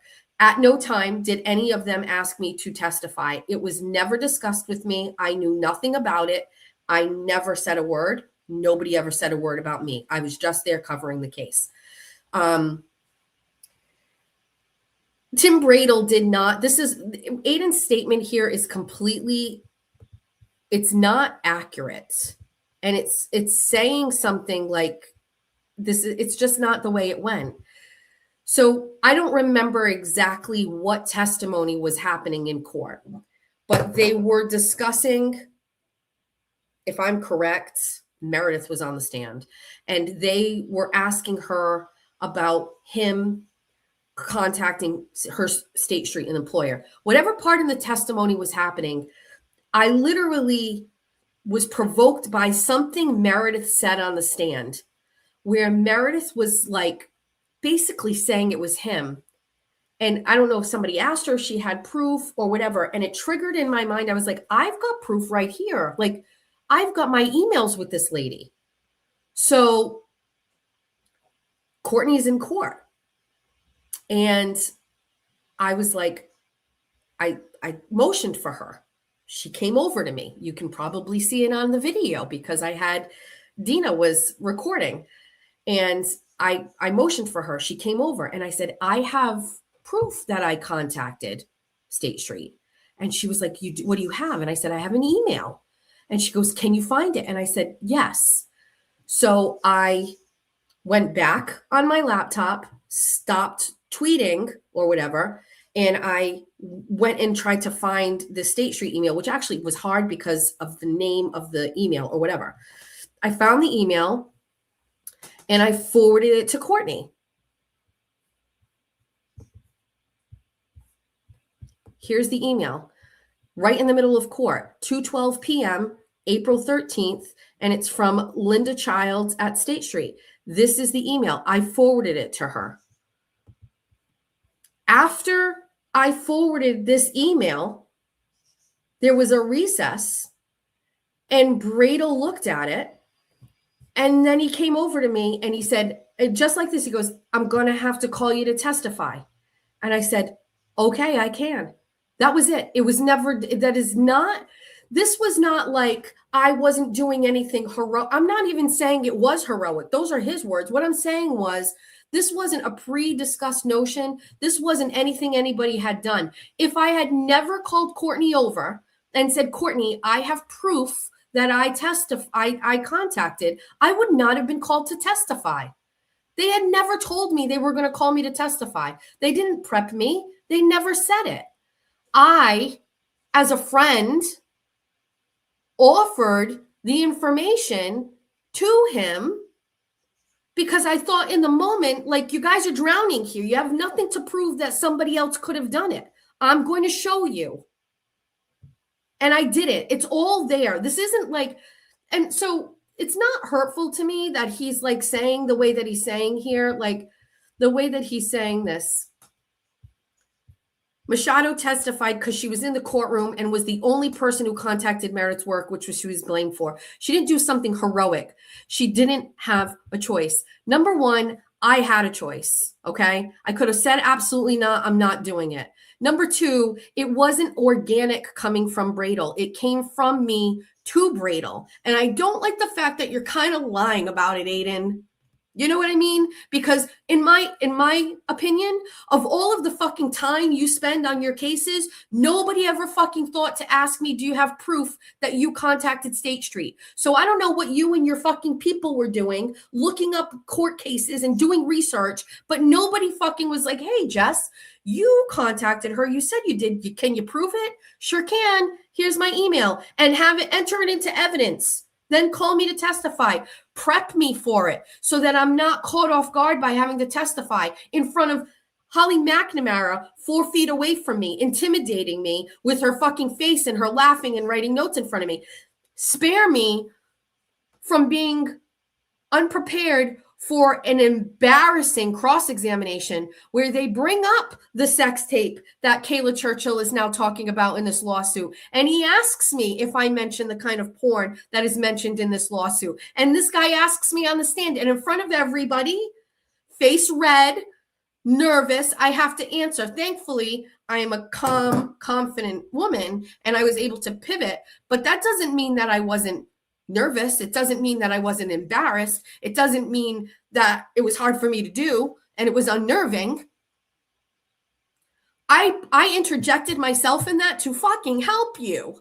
Not to be a star of a show, but I saw your attorney drowning out there and I stepped in and used my brain and was like, I got you. Here you go. Called her over and told her, how are you going to liken it to something like this? It's so mean and so nasty. And it's another, like Aiden having a heart is being tested by me right here. These are not even accurate statements. Nothing I've ever done to him ever demonstrated being a bad friend. We are weeks out after he fucking said the nastiest shit about me in front of everybody on Will's show, and I've never said a word. I haven't said one thing. I haven't released one text message. I haven't talked about my experiences with him. I haven't talked about the shit that I fucking don't like that he did. I have continued to hold the line. There's no turtle boy derangement syndrome. I am literally sitting over here after you turned on me, which now in my brain makes me think that is part of a bigger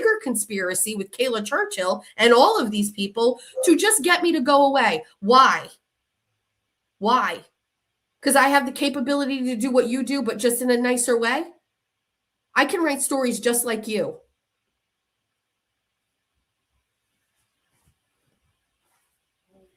This is just not accurate.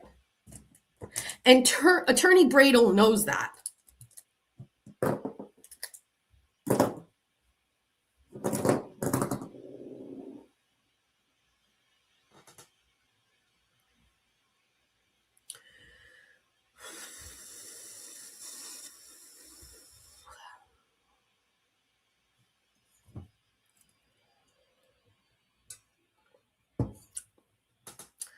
I very rarely, since I took a break from X, kind of get into it on X. I really don't. But this had me so upset when I saw this last night. I literally dragged out the email and I even went to the point and I reposted it because I was just so pissed off with the way that he said it. So, you know, there's my email. There's my, I don't know where it is. Bradel had no plans to call me to testify. The only reason I was called was because during the proceedings, I offered my own correspondence between myself and State Street as proof that I was the one who contacted the company. I saw in real time Aiden getting blamed. I immediately went to my email, forwarded it to Bradel's paralegal, Courtney Healy. I suffered through embarrassing cross-examination with zero notice to help my friend, and today he lies about it. Noted.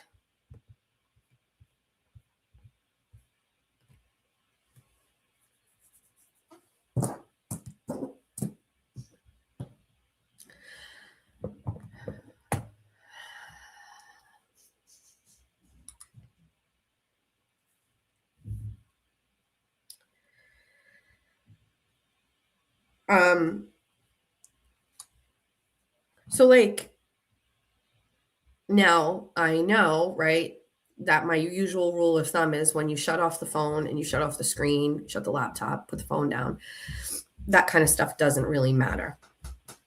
The lawsuit is not one of those things. This lawsuit that Kayla is alleging against her former boss, who is still a state representative, by the way, is that's real life. That's not something that just kind of goes away when you close the laptop. And I have to obviously work on that. Right. So there's that. What's making this all more upsetting, and I started off like really strong, but what is making this more upsetting to me is this week I've had like a really amazing thing happen. And I was going to start sharing that today, and now I can't because I don't want any of that energy and all of that stuff to be included with what's going on. Now, doesn't impact this in any way, thankfully. But I'm sad that I said to my husband yesterday and to Lauren, my mod Lauren, I talked to her yesterday. I said, if I weren't sick, I would be out celebrating but I have to put it off because I'm not feeling great. And now I feel like I can't even really talk about it now because now we have this that we kind of have to deal with. And I just don't want these two things to be convoluted, discussed at the same time. And so I'm sad that we need to just kind of like sit back and wait, you know? So unfortunately, and now I regret even talking about it. I knew like we were close to it, and I'm just a human, and believe me, the team, the dream team, the bunny team, they were like, we're so excited for you, but then they were just like, also maybe you should never talk about it. And I think just like my nature is I want to share with all of my followers things. But then there's also that like cloud of doom where it's just like the people that don't like me are going to like try to take it away and destroy it. Right. And so like it made me even apprehensive about doing it, but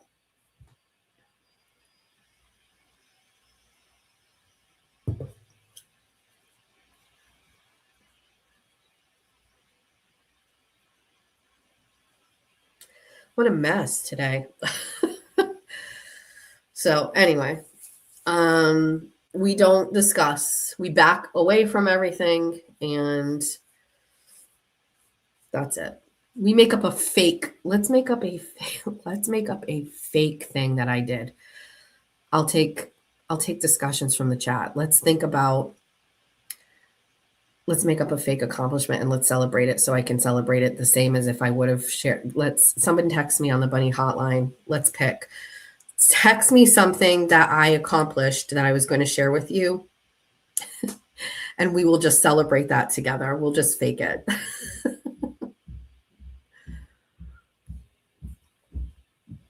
I'm waiting. Jackie, are you sick? Are you sick? I just woke up and I just feel like my throat was all fucked up. I've been walking up downstairs in the morning, like breaking a sweat. Like, Okay. Do you want to take something? Or you don't really know what you're dealing with yet? I don't know. I have to run out anyway to Walmart Okay. for my monitor coming in. Okay. I'm going to go do that. And Where is it coming in? Today, here. It's getting delivered to the house? Okay. So you need stuff for it? Yeah, I was going to run to Walmart. I'm going to take a shower, maybe lay down for a minute, and then I'm going to, are you live? Yeah, that's all right. Okay. Yeah. But, see how I feel, and if I'm still feeling like shit, Okay. then I'll take something. I don't want to take something Okay. now. And All right. Your sister went out with Angela for breakfast. that's great. But yeah, you cool doing the car tomorrow? Of course. Yeah. I texted the guy. It's better for him tomorrow anyway, Yeah, right? I texted him and I was just like, Okay. tomorrow's fine. All right. All right. Love you. I'll be out in a minute. Okay, bye. All right. Perfect. All right. Let's start over. Wait, let's start. Hold on. I am very sad about all of the things that are happening.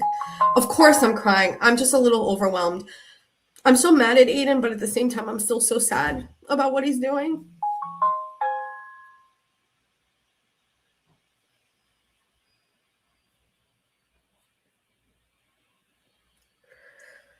I'm upset to think that there are these people that just because I have a different political,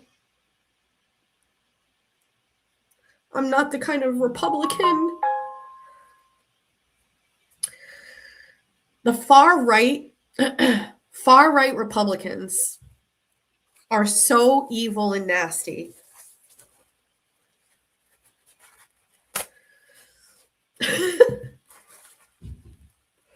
That they will try to hurt another Republican with a platform who has a different opinion than them.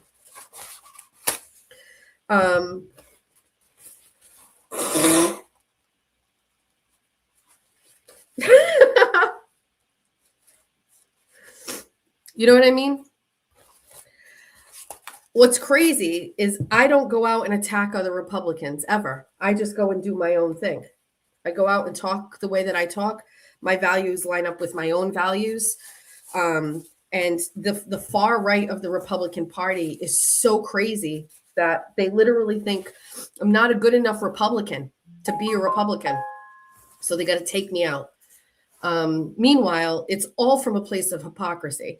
That video that was made is clips. It's not even like actual sentences. It's fragments paired with other fragments of me interviewing people on a show, on a platform, with a stripper, with OnlyFans people, and then with a girl about like the top Pornhub searches in 2024, 2023 or whatever, right?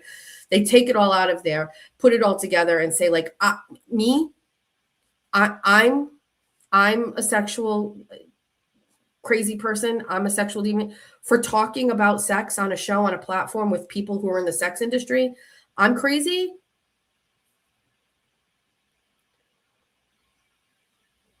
You want me to believe that all of the people that are talking about me not being a good enough Republican because of my sex talk, that those people have never typed porn into their phone browser? Are you all virgins? You got a state rep that's literally in this lawsuit saying that he talks about his wife not blowing him, but he was so so upset with me talking about it on a platform that he had to take me out. It's only secret. We can only talk about it secretly. Hypocrites. Speaking of weird sexual stuff, allow me. This isn't really about Arkansas Katie, so let's just put this aside. But this, she was on a show last night, and someone please explain this to me. I have to show you my football room. This is how it's gonna look when I walk in the wrong way around. Why would you have it the wrong way around? Out of curiosity. Because that will make it even more funny. No, I will get you one that'll be fabulous. I'm gonna bedazzle it. I'm gonna make it hot pink. But I have my reverse. Nobody wants to see that. Everyone wants it. Do you know how famous they are on the internet? I have no idea, and nor do I want to know. But well, if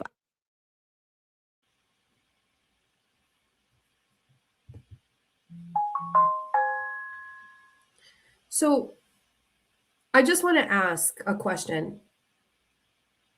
Is that him? I know it's his balls and his penis, right? Because it's all right. But is that him peeing on his balls? I have to show you my football room. This is how it's gonna look when I walk in the wrong way around. Why would you have it the wrong way around? Out of curiosity. Because that will make it even more funny. No, I will get you one that'll be fabulous. I'm gonna bedazzle it. I'm gonna make it hot pink. But I have my reverse. See your balls. Nobody wants to see that. Everyone wants it. Do you know how famous they are on the internet? I have no idea, and nor do I want to know. But well, if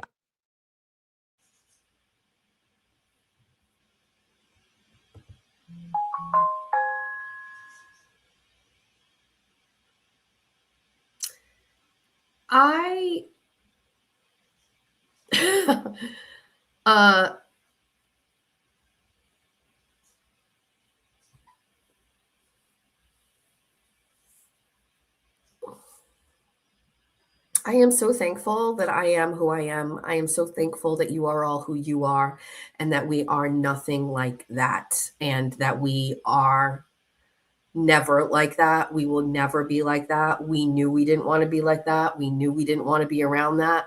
I was right. Thank you very much for coming to my TED Talk.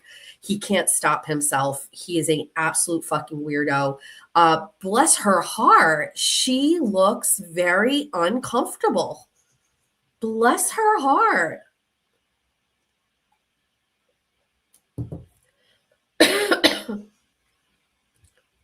Explain this. That he drew a picture of his dick and balls on a dry erase board that he used to draw a fleshlight on before, while he had Arkansas Bestie on his show after she's facing scrutiny for her husband talking about asking minors about how often they jerk off. And all while everybody's watching because it's some sort of like gotcha Jess Machado moment. And instead, this man is I'll have to show This you is my how football room. this is how Oh, it's dear gonna Jesus. look when I walk in the wrong Why way would you around, have it the wrong way around, out of curiosity? because that will make it even more funny. No, I will get you one that'll be fabulous. I'm going to bedazzle it. I'm going to make it As hot long pink. but I have Nobody my wants to see reverse. your balls. Nobody wants to see that. Everyone wants it. Do you know Nobody how wants famous they are on the internet? I have no idea, and nor do I want to know. But Well, if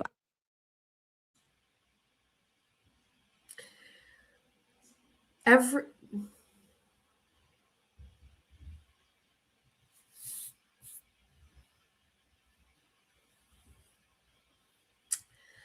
anyway. Cock.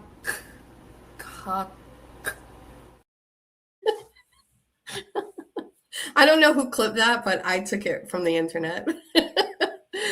All right, how's the chat? Let's go see how the chat's doing.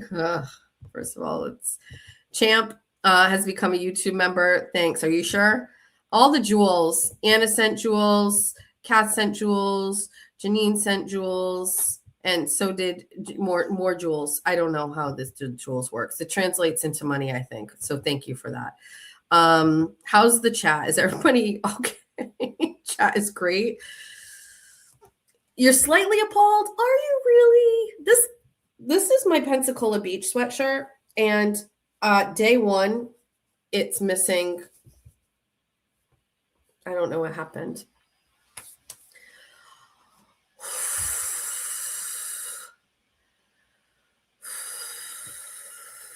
Everything is going to be fine. All right. Let's we have been robbed of the opportunity to celebrate a professional accomplishment, and we cannot deprive ourselves of those moments. So let's start over. I have some really big news for you. All right. Hi, guys. I know I was talking about it, and I know that I was saying like I couldn't wait to share with you, and I was so excited, and we were in talks about it. And today we can finally say it's clear. She's notified the family Jessica Walsh is pregnant, and I am going to be a godmother. Fairy godmother Linda. I am sorry, but there is a new godmother in town. It is me. I'm going to be a godmother. There's that. I also would like to celebrate with everybody that I saved 15% or more by switching to Supernaut Insurance, LLC. Oh, celebrate the fact that you have raised 3 amazing children and have made such a great impact on so many women in this world, letting us know we are not alone.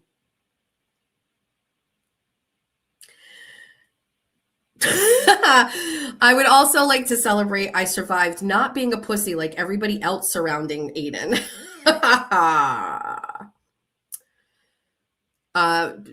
Tell everybody you're going to be a grandmother. We can't do that because that's not true. Tell everybody you got a reality show. That's not true. Tell them Bravo reached out to you months ago and you just signed a contract for your own show. Not true. And my Pelosi tissue paper was for you to wipe your ass, not your nose. Moons would like me to announce to everybody that I am now part owner of Savers. Oh, Moon, somebody said something in the chat, but it's not, I can't see it. It didn't download. Okay. Those are all absolutely wonderful, wonderful things. Can I go pee? Great.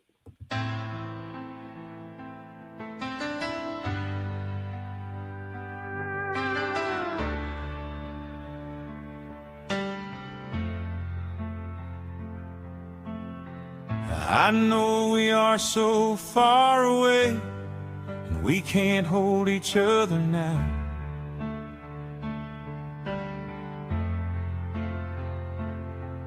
But soon we will be together. I'll find you in the crowd.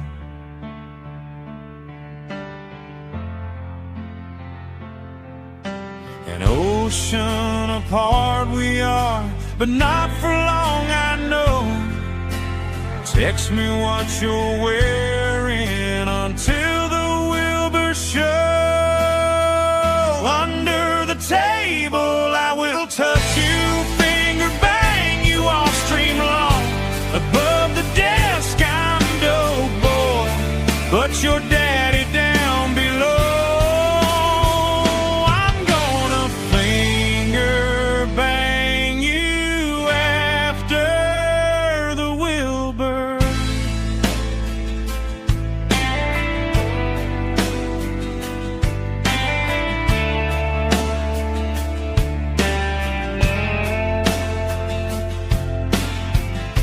You are my secret girlfriend, keep it locked inside.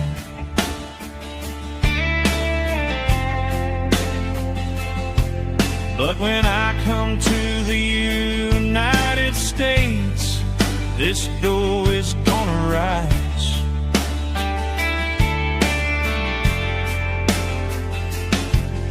Sure, we text all day and night, but I'm coming to see the show. I have so many fans to spank, this fleshlight's gonna glow. Under the table I will touch you, finger bang you all stream long. Above the desk I'm dope boy, but your daddy down below. I'm gonna finger bang you after the Wilbur.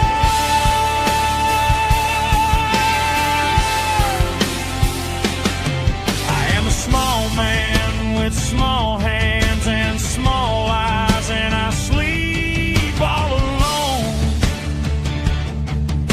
Send me all your money and gifts, or else I will ignore you forever.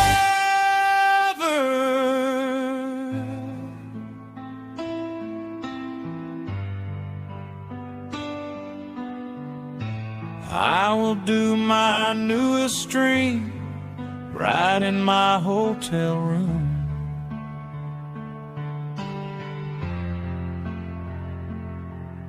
But no one will ever know I'm knuckles deep in your poom.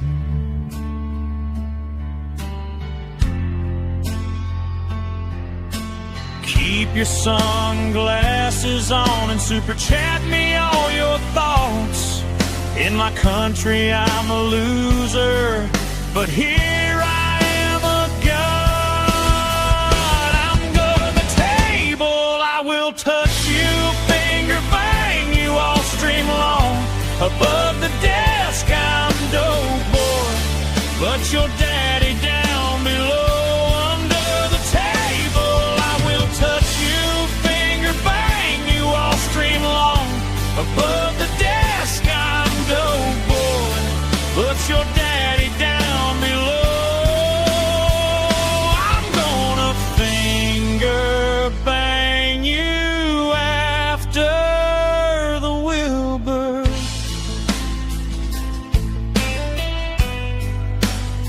If that day ever comes.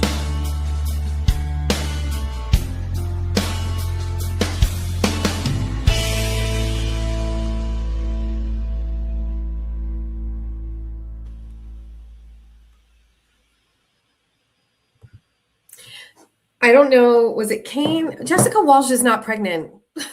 Please. Please. I don't know. Somebody said something, but what was I just going to say? Jessica Walsh is not pregnant. Oh, I don't know if it was Kane. Somebody said something. Oh, it was Kane last night. He said, like, I love Jess's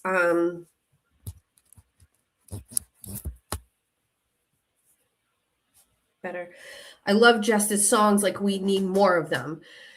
So I was thinking about that. So I have one other song and I've held on to it. I'm not doing it today. It's not the right day. But was thinking about why I don't feel creative to write songs anymore. And I think the reason is that when I wrote those songs, don't worry, I have both of these things. When I wrote those songs, I was down bad, right? Because of what people were doing. And like, that is how I take out my anger on people, is that. Like, that's what I do. Like, that's my retaliation. Like, I write fucking fucked up songs about you and then I publish them, or I do a funny skit about you. Like, that's how I attack people. So the reason it was such a fertile ground for like songwriting was because I was so upset and so angry at what like they were doing to me. I'm not angry or upset anymore. So I don't have like that, like that feeling or that fire in me to like do it. It really has to come from a place of like being upset, angry, sad, like, and I wasn't. I am feeling it lately. But the reason is just like I can't be creative in that way because I'm just not, they're not worth it. At the time, they were worth it. Can you get pregnant from a finger bang? Asking for a friend. The answer.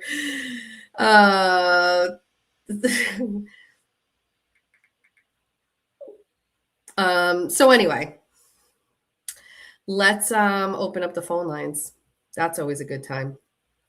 Before we do that, so it needs to be discussed. I apologize for this. This looked better in the bathroom. Like, it looked kind of beachy and cute, and it's just not giving that. Let's talk a little bit about the Clancy case for a minute or for two. So when the Clancy case was beginning, or just before it was beginning, we were getting ready to do like the new version of 24 and 24 was, let's get out of the car for the summer. Let's get into the studio. Let's do shows every day on camera like we're doing right now. And like, we're going to do that. And then all of this stuff was happening with like all of this bullshit with Baker and all these people. And we're fighting for our lives out on these YouTube streets. And admittedly, I was like, the Clancy case is going to be the perfect distraction for me to get away from everything that had been happening and just go back to some basics of shit that I usually do, which is I go to courthouses and I tweet what's happening inside of them. The Lindsay Clancy case was not the first one. Obviously, I covered Karen Reed 1 and 2. Obviously, I covered Aiden's. I covered Kelsey Fitzsimmons. I covered 2 cases in Fall River. I'm very well versed in going to courthouses and following cases and things like that. So the timing of the Clancy case was almost impeccable. And it was like, let's pivot. Let's focus on this. I had nothing really to talk about other than the drama and all of those things. I was well over it. Obviously, some people were not, but I was like, let's go cover the case. I'm good at it. I can do it. Second portion of that is to all of the people out there who are like, Jess Machado, you used to be a journalist, go back to that. It was almost just kind of like, okay, fine. I will go back to that. There is a case here in Massachusetts that is going to get national attention. I'm going to go and I'm going to cover it. So it was also just like, fine, I'm doing what you want me to do. Right. So I started pretty much the same way I covered Karen Reed 2. We're going to get in the swing of things by covering the jury selection, which I did. No issues, no problem. Happy to be there. Felt in my element, felt strong. Talked about how it was a very different experience going to court these days when I wasn't broke and there was no struggle. And it was just a different experience. I was happy to do it. By week 2, we get into the case, right? So we start with opening statements. I'm there.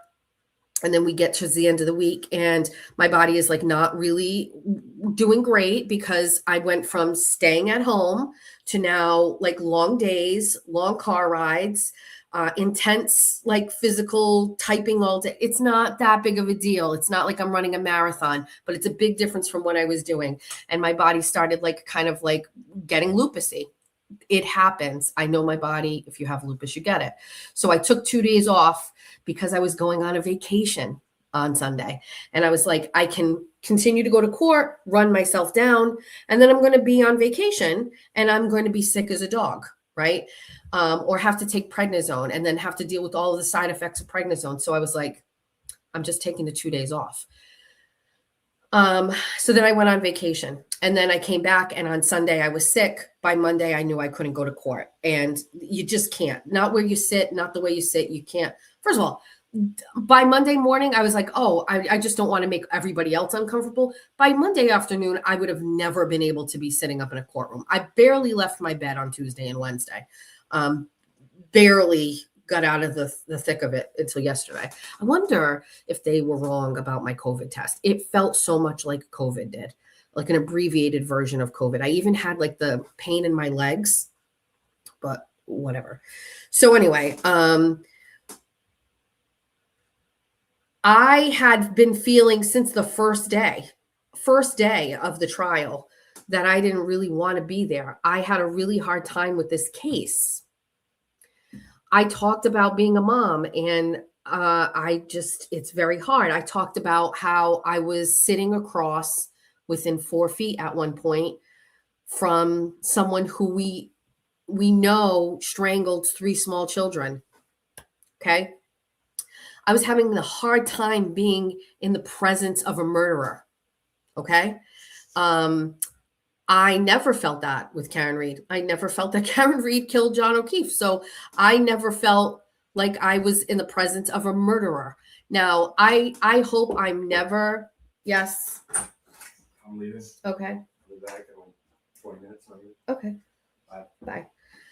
I never, I hope I never become so jaded as some of these like true crime people and these like mainstream media and political reporters, where being in the presence of somebody who took the lives of children seems like it's not that big of a deal, or you're not unnerved by it, or you can't separate that feeling from work. I personally could not.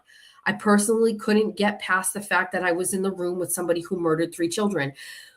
That doesn't mean I think she's guilty. That doesn't mean I think that she's not responsible. I have never given my opinion on this either way. Just so we're clear, I have an opinion on it, and I may share it. But I was having a very difficult time separating how I felt about Lindsay Clancy's actions and being in the presence of that. The other part about it was there is that whole mainstream media grossness, right? Where they talk with a little bit of excitement. Everything is about the clip. Everything is about the getting it out, having it packaged right, having the sound clips right. Yes, you have a responsibility to tell the story, but the way it gets sensationalized always felt really gross to me, right? In particular, really gross. And it started to wear on me mentally. I felt like I shouldn't be there. The day I heard the 911 call is pretty life-changing. And if you were in the courtroom and you heard it, and you say it's not that big of a deal or it's not life-changing, I don't ever want to know you, because I will never forget the sound Patrick Clancy made as he discovered each one of his children. I will never be able to not hear it. More importantly, what has been bothering me, and I'm not saying it's traumatic, but it is very, very traumatic, is the cords that she used to strangle the children when they held them up in the courtroom.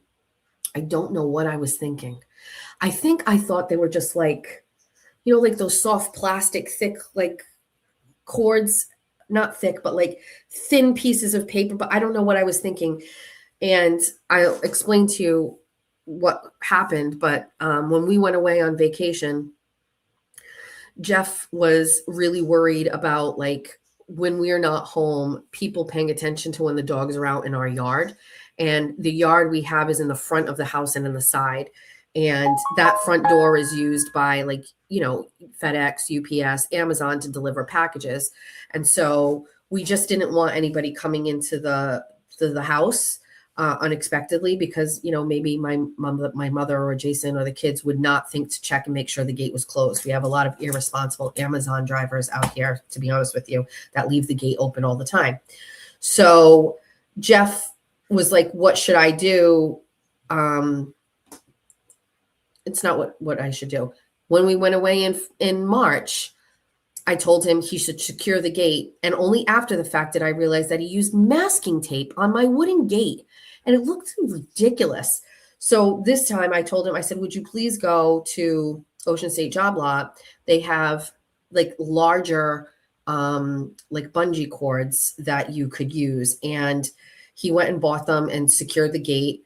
But they were on the kitchen table on like the day we came back because he took them off a gate, and they looked just like the cords that I saw in court. And my brain just instantly starts thinking about like her physically finding them, grabbing them, using them, doing it, watching how long it took. I can't be in there. I can't be in that room. I can't be in the space of where this happened. I am not going to get into whether or not she's responsible. I'm not going to get into, I'm not doing that. I'm just saying that I can't be around a murderer. I can't be around it until I have a way to fix it in my brain. I don't know. And maybe calling her a murderer isn't the right thing. If that's being insensitive, I'm saying it like, it's hard for me to be around a human being that killed another human being. I've never been around somebody that close before. Like I saw another person in Fall River Court. It was a little different, but so I don't want to go back. I have a fear of dread being in there. I have a fear. I don't want to go back. And I know a lot of people want me to go back there or whatever. But can I also be honest with you? There's another layer to that too. You got other people now who are going into the courthouse and they're live tweeting, right? So you got Defense Diaries is going in there. They're live tweeting out of there. You got, what's her name? The Harbor Lounge lady is up there. I've done it all already.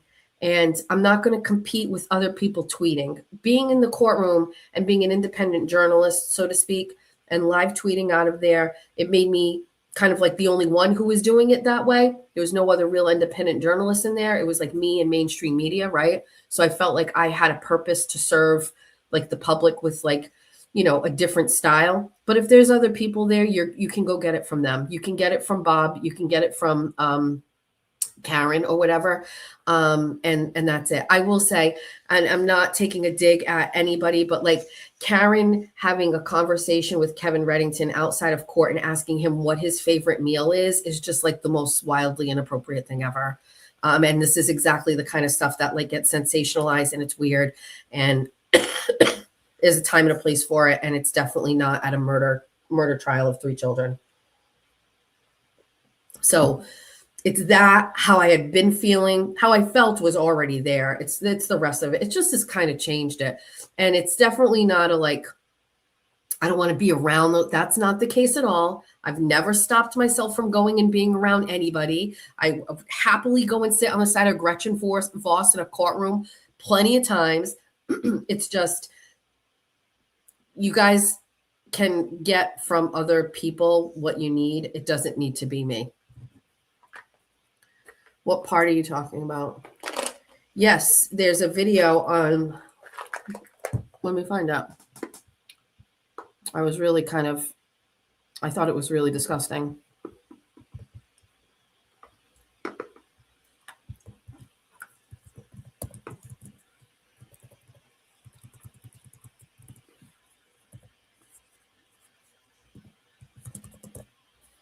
Hold on. That's not going to work. Home. History.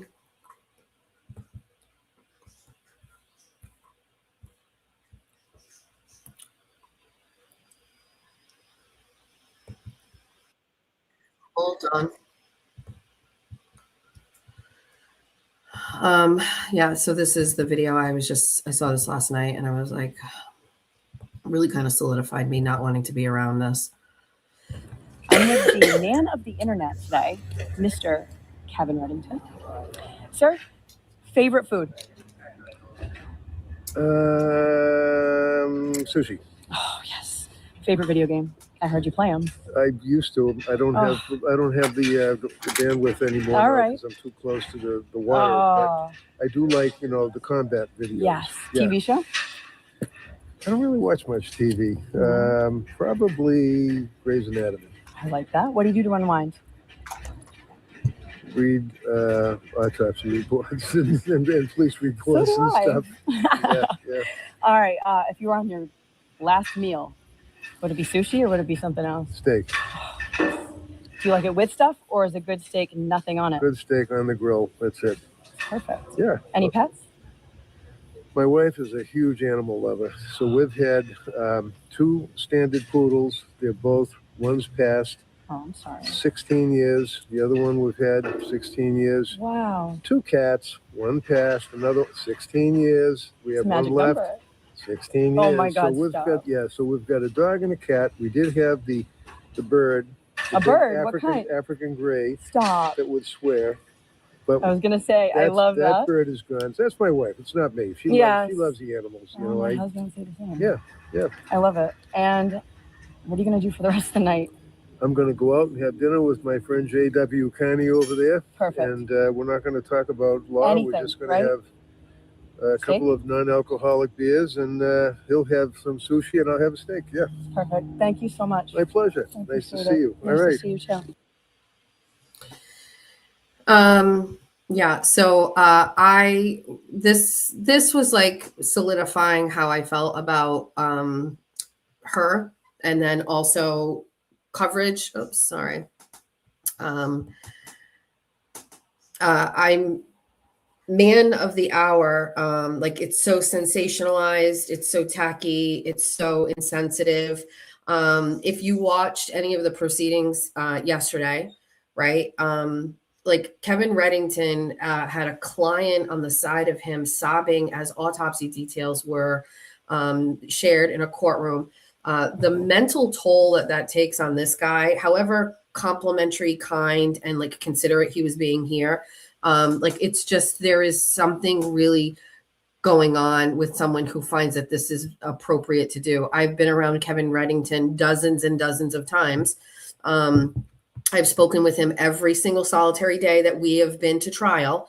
And I have never once asked him for an on-camera interview. I have never cornered him and asked him on camera to answer any questions. And I certainly would never ask him in the middle of a murder trial, what is your favorite food to eat? So my instincts are always right. She messaged me and she asked about covering for me in the courtroom. And then also she was going to come on my show when I was away and co-host with Amy. I wanted to cancel Karen, and then I found out that Amy was traveling to her. And so I told Moons reluctantly, fine, but only because of Amy, not because of Karen, because I have my own feelings about it. And then Amy canceled because she wasn't feeling well, or she got hurt, actually. Shout out to Funeral Lady, send her healing vibes. And I was like so relieved. And then this shows up yesterday, and I was like, dude, I am never wrong. I am never, ever fucking wrong about people. I have like just such good instincts. Like, there's a time and a place. Kevin, whatever. I'm not even going to get into it. Not even going to get into it. Can you imagine if Jess had asked those questions? Yeah. Well, that's what she's looking for there. She's looking for the internet to explode. She's looking for people to, hold on 1 second. I just got to see what's outside. Oh. What do we have? Today is Thursday. I have no idea why there's a trash truck outside on my side street, which makes me think they forgot to pick up trash yesterday. Anyway, I'm dodged a bullet there. Please stop. I just can't. So anyway, that's that's where we're at with that. Okay. Hold on 1 second. This is Jessica Machado. Is that who you are looking for?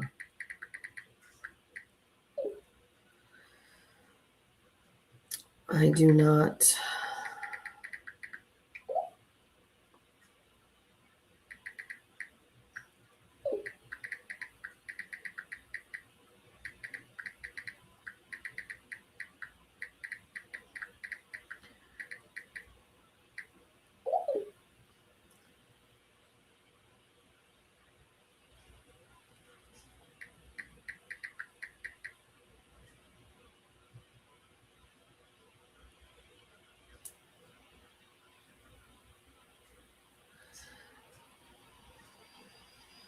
Oh.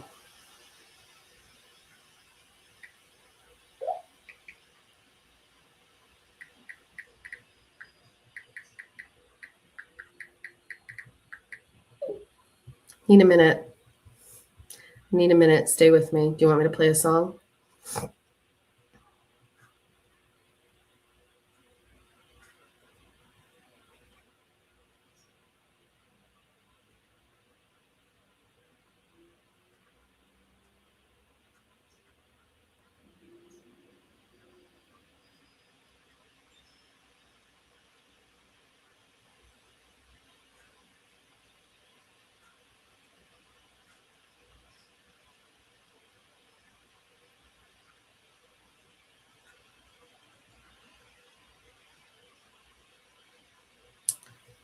Okay.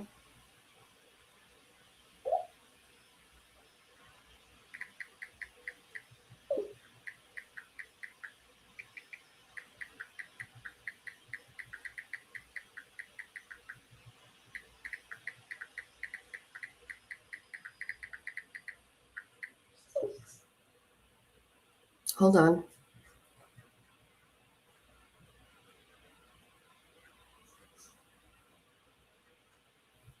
I need a minute, okay? Again, I'm sorry. What do you want from me? I don't know. I don't even have another song. Hold on one second. All right. Can you talk amongst yourselves? Will that work? Here, just watch. Here, play. I don't know. What, the old song?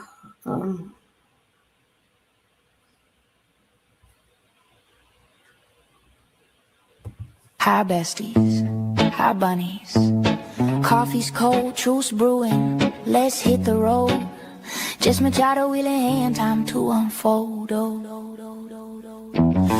light breaks, coffee chilling in my grip. Hi besties, hi bunnies, join the trip.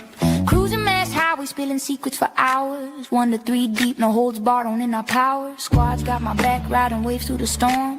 Besties and bunnies, keeping it warm. Got that wild spark, singing random and free. Keeping the vibe alive, just you and me.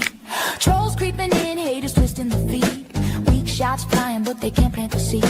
Jabbing in my style, my fire, my rise. Obsessed in the shadows, watching with jealous eyes. Drama stirrers calling drift, but facts don't lie. While y'all view my lights touching the sky. Reddit ghosts lurking, basement critique so low. Keep throwing shade, watch this bunny glow. Meow, meow, meow, meow, meow, meow, meow. Hey, meow, meow, meow, meow, feel it now. Bunny. Just Machado show, chasing down the real. Besties and bunnies got that unbreakable seal. Meow, meow, meow, meow. Trolls fade away. Truth in the air, lighting up the day.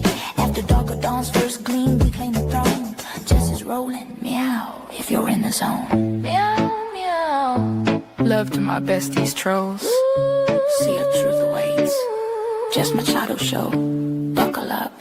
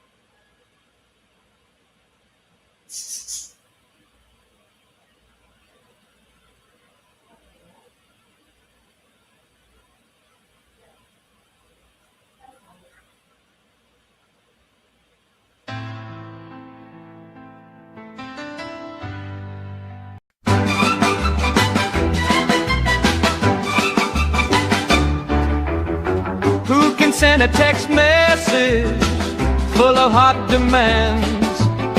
Pretend he's so strong with the words he sends. The doughboy can. The doughboy can.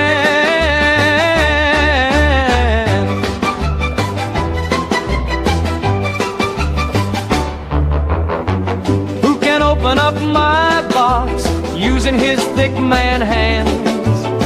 Thank me for all my gifts in front of all of his friends. The doughboy can. The doughboy can.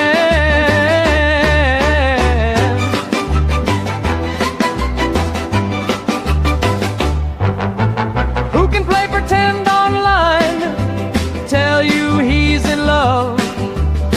Use you up and shut you out right when he's had enough. The doughboy can. The doughboy can.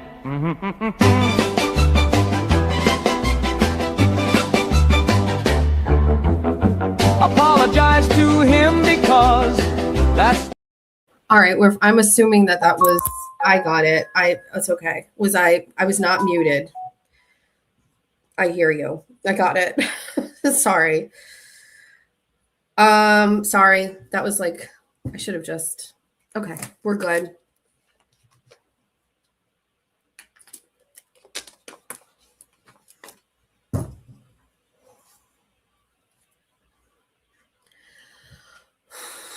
I'm not physically where I need to be able to handle all of the things that are happening to me right now today, for example.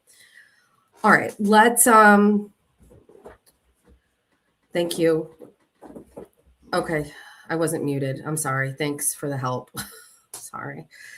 I don't think you heard anything. Okay. All right, let's okay,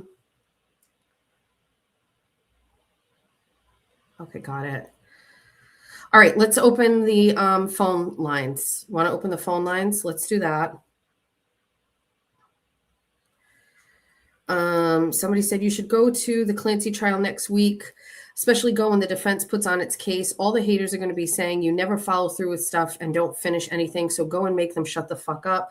Also, you get most of your audience from the court cases, so you should continue to gain more followers. I like drama and gossip, and I'm 45, so I don't mind the menopausal conflicts, but everyone isn't like me, and the others want you to go back to your roots of covering court cases. So I agree with this, Amber, to a certain extent. Obviously, I think you wrote this before I talked about like the fatigue I was feeling about covering the case in itself. So I have to like, what I do is like, I feel a certain way and that takes precedent, and then I'll work backwards and try to figure out why I feel that way.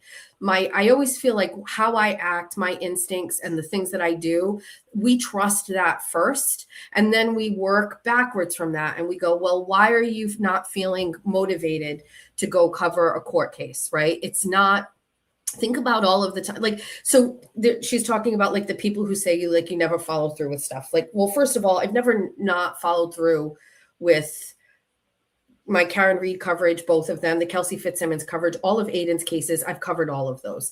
There was actually another case that I started covering and I stopped following, and I was going to court every day. I had one day off where I had to do something else related to Fall River Reporter, but I was covering, or not Fall River Reporter, what I was doing. I was independent at the time. And it was a case of a girl who went to a Voc school who she was claiming that she was raped by a teacher. And I actually had a terrible time in the courtroom for that. And the testimony in it was really hard for me because I have a daughter in a Voc agricultural school. I was watching video of her, this girl, and she is the same size and build as my daughter. And I'm watching her go into a shed with a teacher. Ultimately, I can't even remember what happened, but like ultimately it turned out that like what he did was consensual and not like against her will. It just fucked with my head. And so, you know, it's not rocket science to figure out why I don't want to. I need to take a call.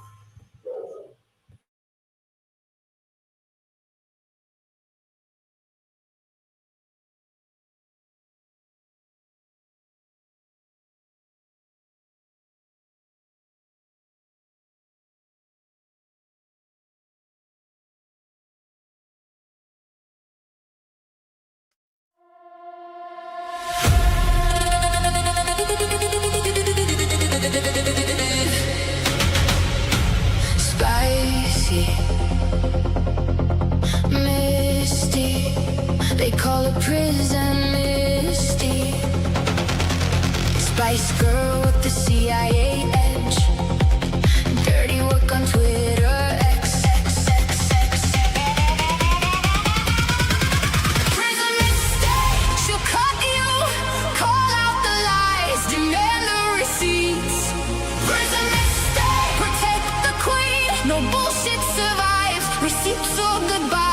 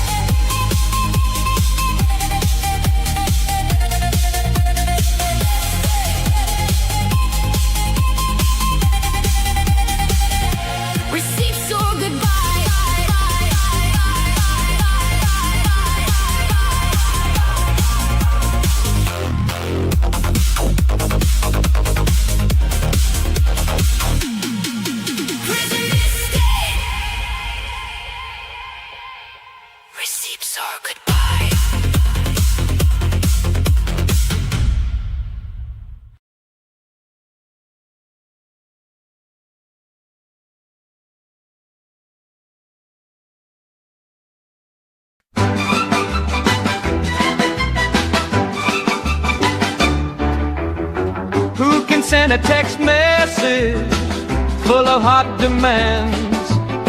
Pretend he's so strong with the words he sends. The doughboy can. The doughboy can.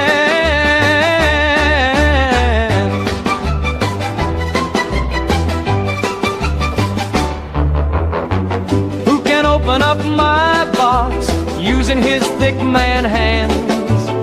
Thank me for all my gifts in front of all of his friends. The doughboy can.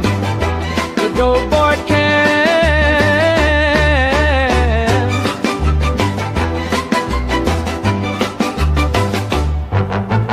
Who can play pretend online? Tell you he's in love. Use you up and shut you out right when he's had enough. The doughboy can. The doughboy can.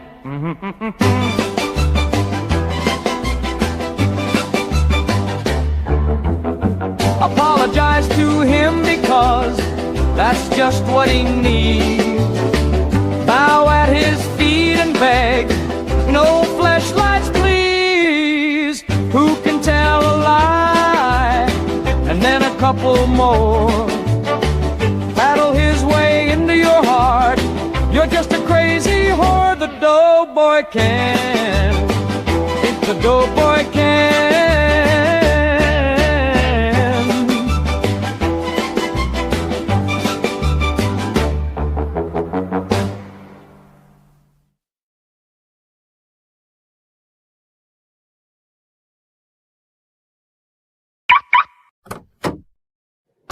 24 on 24 gives me life. No other way to start the day. 24 on 24 makes it right. We don't care what they say.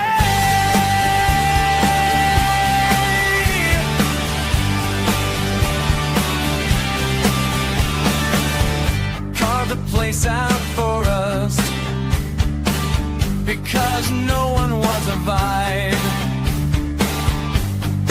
Finally a show to love. Fuck it, we'll do it live. It's not lonely at the top, 'cause everyone's right here. For us there's no hard stop. Forever in your ear. 24 on 24 gives me life. No other way to start the day. 24 on 24 makes it right. We don't care what they say. Copy me, I know you will. I do it first every time. Your shit is stale, no one cares, but he's gonna shine. I'm just a baby. Your dad loves me more. I say what everyone is thinking. Tears become forever hard. 24 on 24 gives me life. No other way to start the day. 24 on 24 makes it right. We don't care what they say. No more repos, mama got a bag. I do what I please and do it with ease. Number one show in all the land. Haters listen longer. Everyone say hi to Jim. Let's lock in. It's time to ride. Pack Ford over everybody.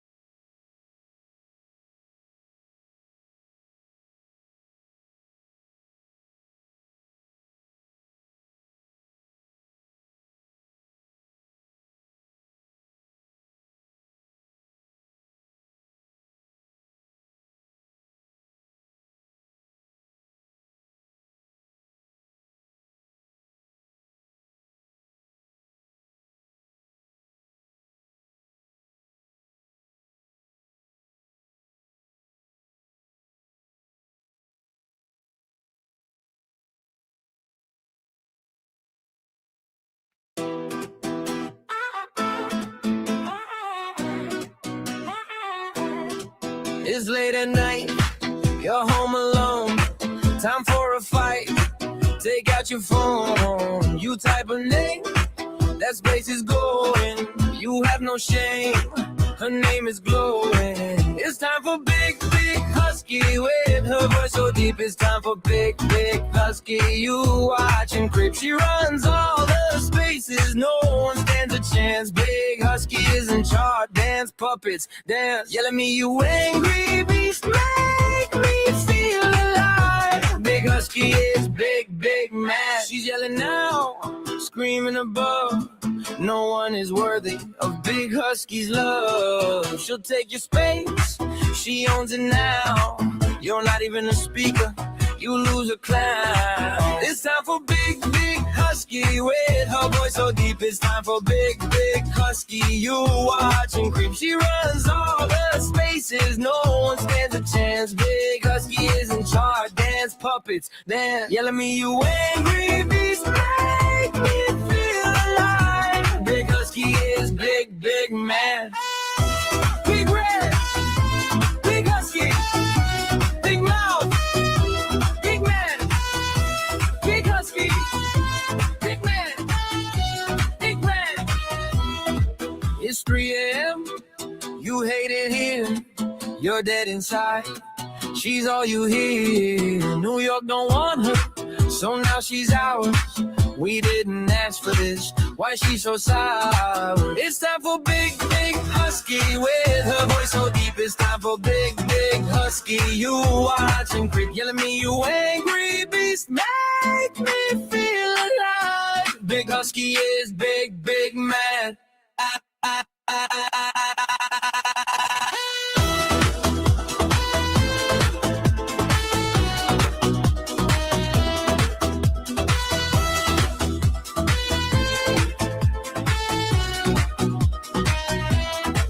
Yelling me, you angry beast, make me feel alive. Big husky is big, big mad.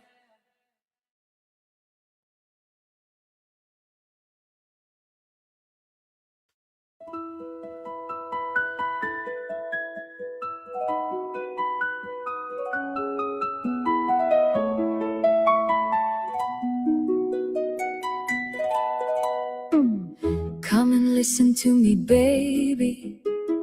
I'm gonna talk all night long about everything so boring, and maybe even a song. But don't worry, baby, you won't ever want to miss. No matter what I start with, we always come back to this. It doesn't matter where we start, I will take it there. Forget where this was gonna go, I can't help myself. It's always gonna be sex, sex, sex, sex. Even Hans Christian Andersen doesn't stand a chance.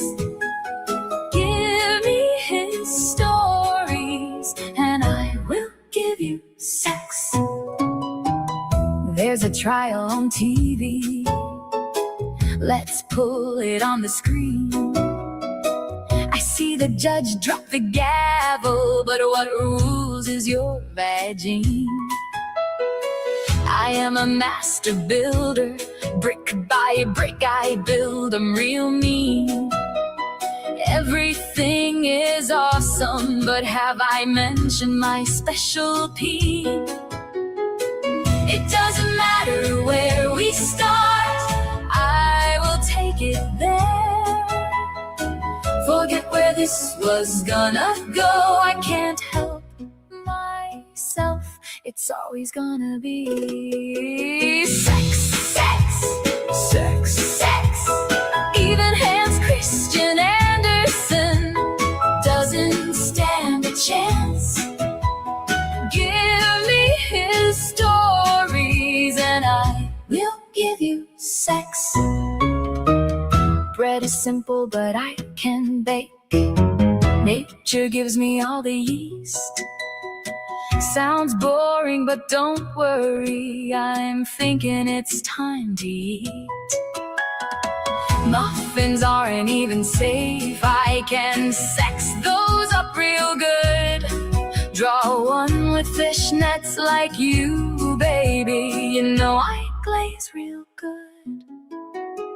It doesn't matter where we start, I will take it there. Forget where this was gonna go, I can't help myself. Sex, sex, sex. Even Hans Christian Andersen doesn't stand a chance. Give me his stories and I will give you sex. You wanna talk about smallpox, but my mind is already there. Sex with my neighbor's daughter, this STD we gonna share. It doesn't matter where we start, I will take it there. Forget where this was gonna go, I can't help myself. Sex, sex, sex, sex. Even Hans Christian Andersen doesn't stand a chance. Give me those stories and I will give you sex.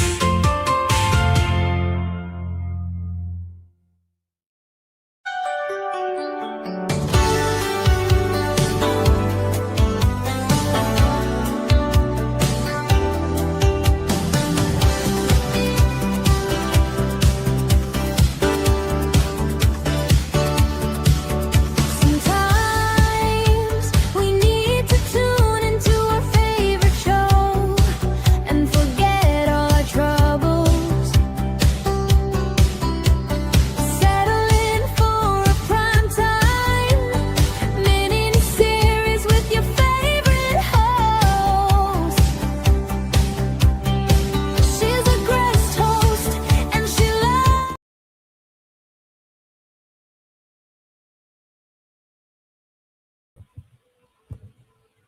Hello. Sorry, we're back.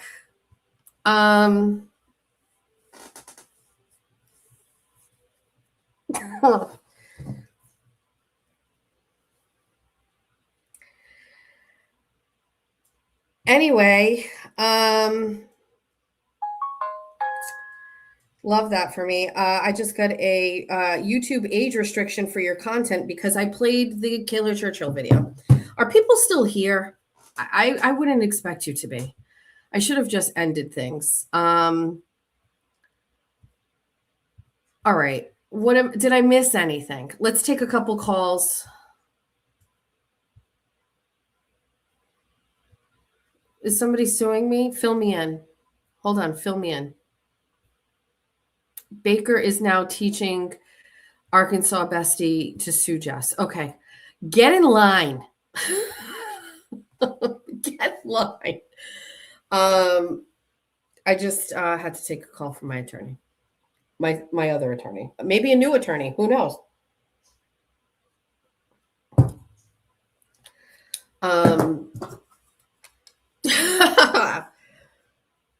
Arkansas bestie is one of those things where I still really can't even believe it. I can't even believe where we are and what's happening with this person. I can't believe anything. What are they going to sue me over? Her last name? I'm sorry, but she told me that her YouTube handle had her name in it. She told me her YouTube handle was Katie Rusin. Hi, thanks for calling. You're live. Hello, can you hear me? I can. Hi. Who's this? This is Send It to Daryl. Send it to How are Daryl? you? Yeah, Send It to Daryl. You Okay. probably don't see my name very often. Okay. I can't chat very often. Okay. But, I don't, but maybe familiar. Maybe the chat knows you. Hi. hi. Yeah. I am so sick of the lack of of objectivity on the other side of this. I have been wishy-washy about all of this since it all started because, listen, there's red flags, right? There's red flags on both sides, but sorry, I'm a little bit congested myself, but It's okay. Take your time. but I was in Lauren's chat yesterday, Okay. and I asked about where.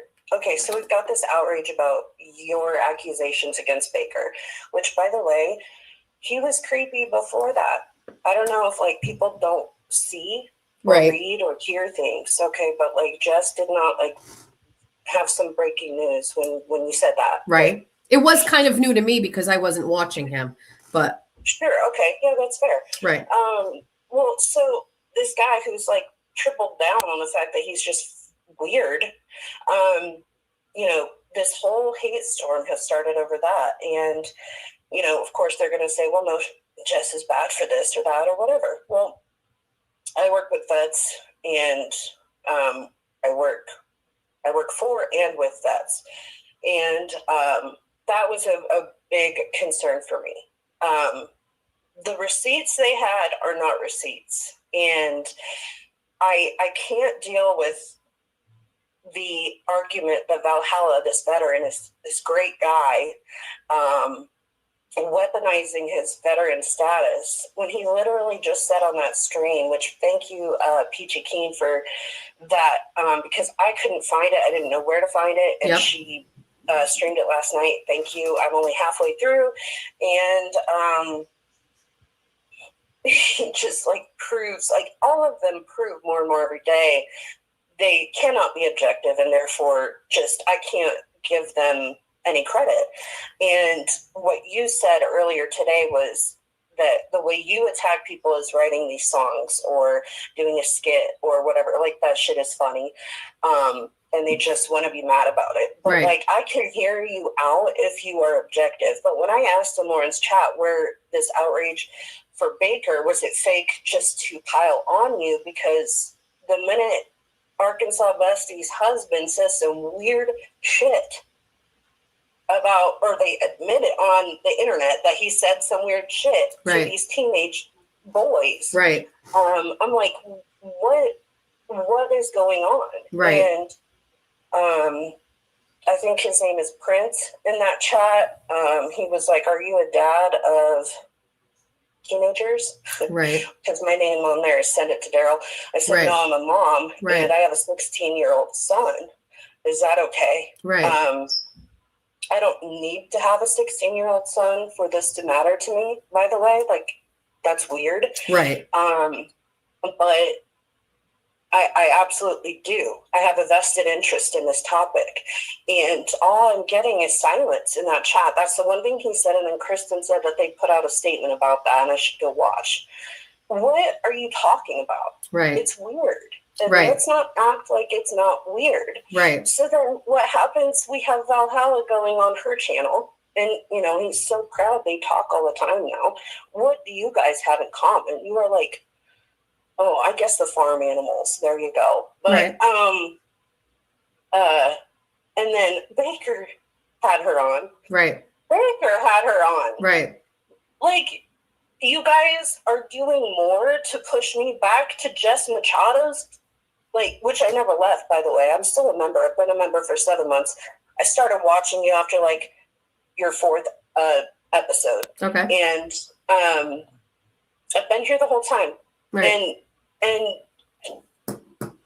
they do more to push me back toward you than the alternative. Because if I have to leave Jess Machado's channel, I got to leave all of you. Because you all cannot see past your own hate. Right. You can't. And Lauren, when she finally got to that super chat, I paid her $10 to ask this question. And she said, you know, she didn't pile on me, and I do respect that about her, but she said, 2 things can be true, right?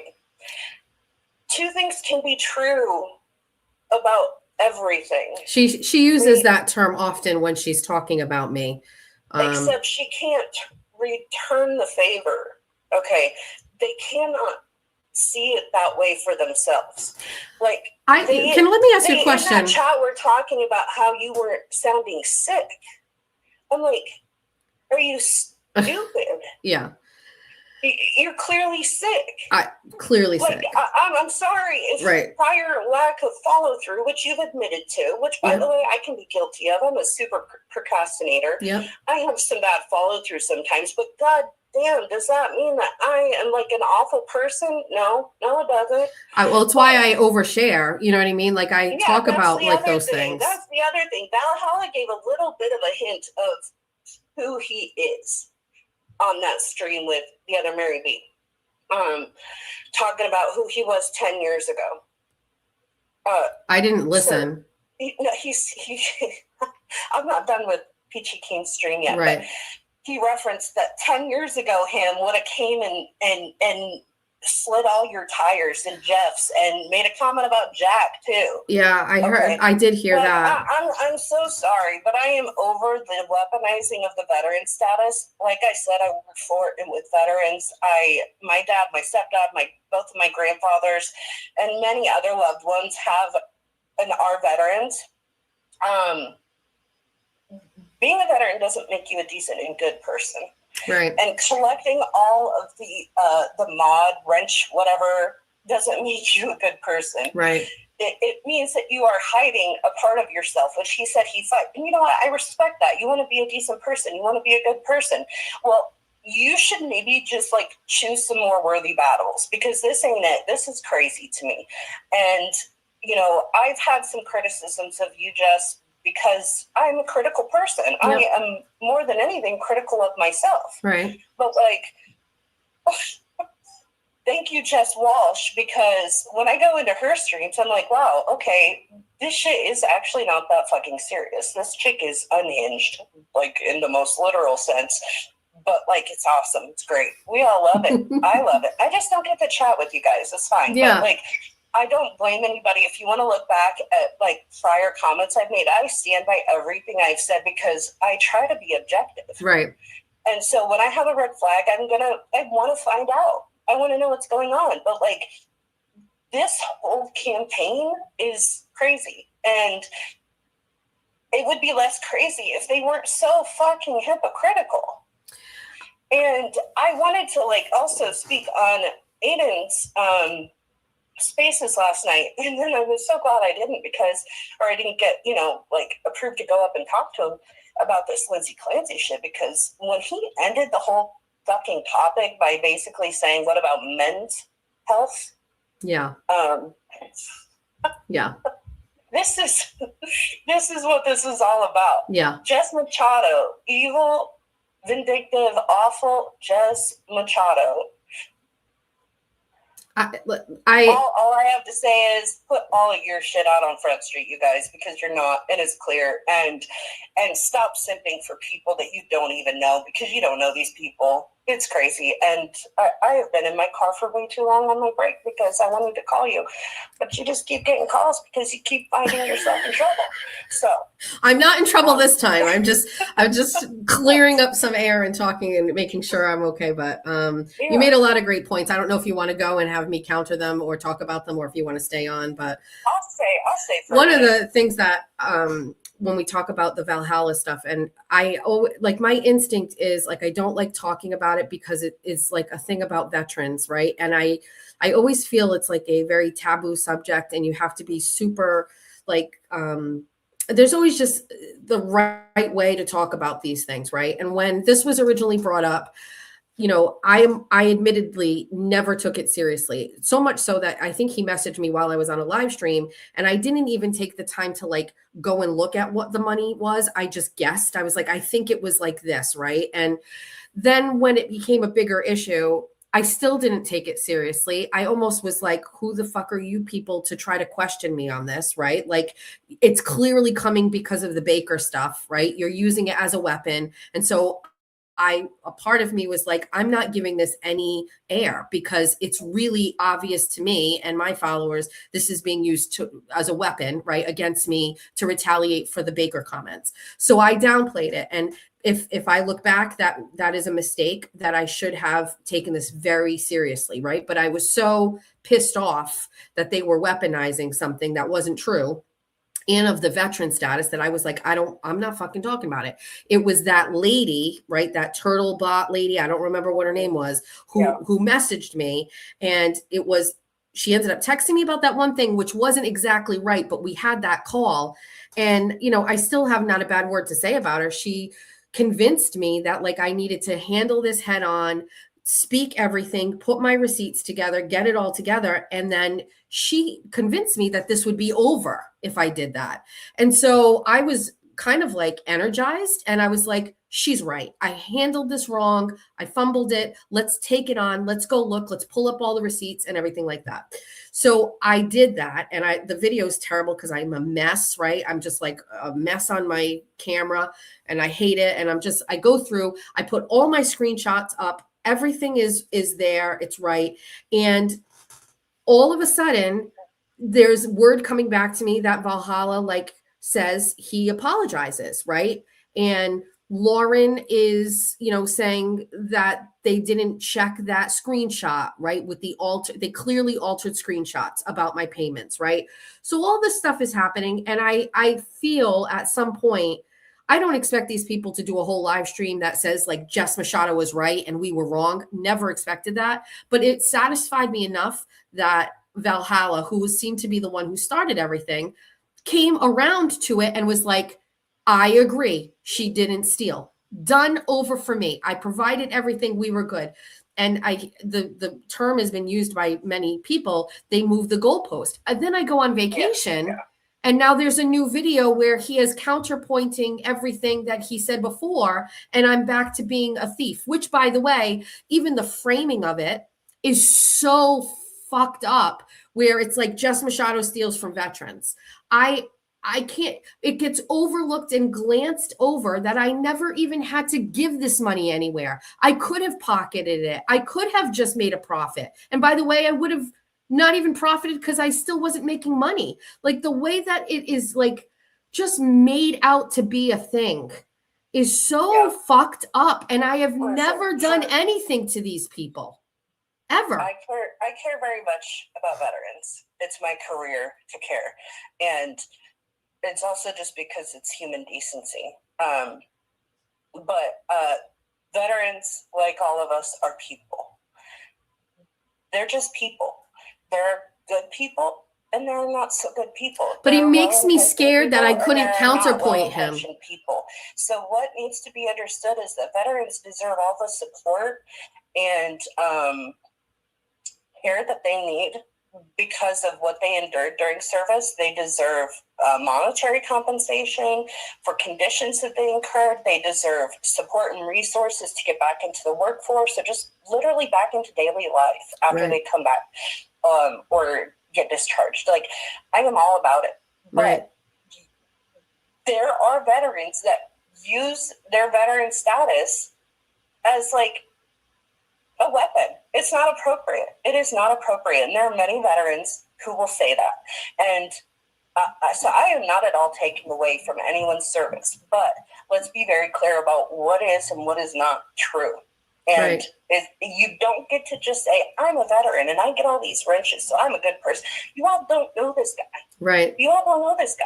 And that's okay. It didn't have to be like this. It didn't have to be some campaign. Right. If you think Jess Machado might have stolen, but I can't prove it, go ahead and make a statement denouncing that behavior and say what's important to you to get off of your chest and then fucking move on. That's what you do. But no, this is just a concerted effort time and time again. And I think it's just disingenuous the way that it comes across, the way that it's all about. I don't know. It doesn't sit right. Never has. Not everything that, your counterpoint when you were bringing up the receipts, it didn't sit well with me. It didn't answer my questions. But then I go and look at their stream to combat that. And I'm like, this doesn't track either, you guys. So like, let's move on. Let's move on.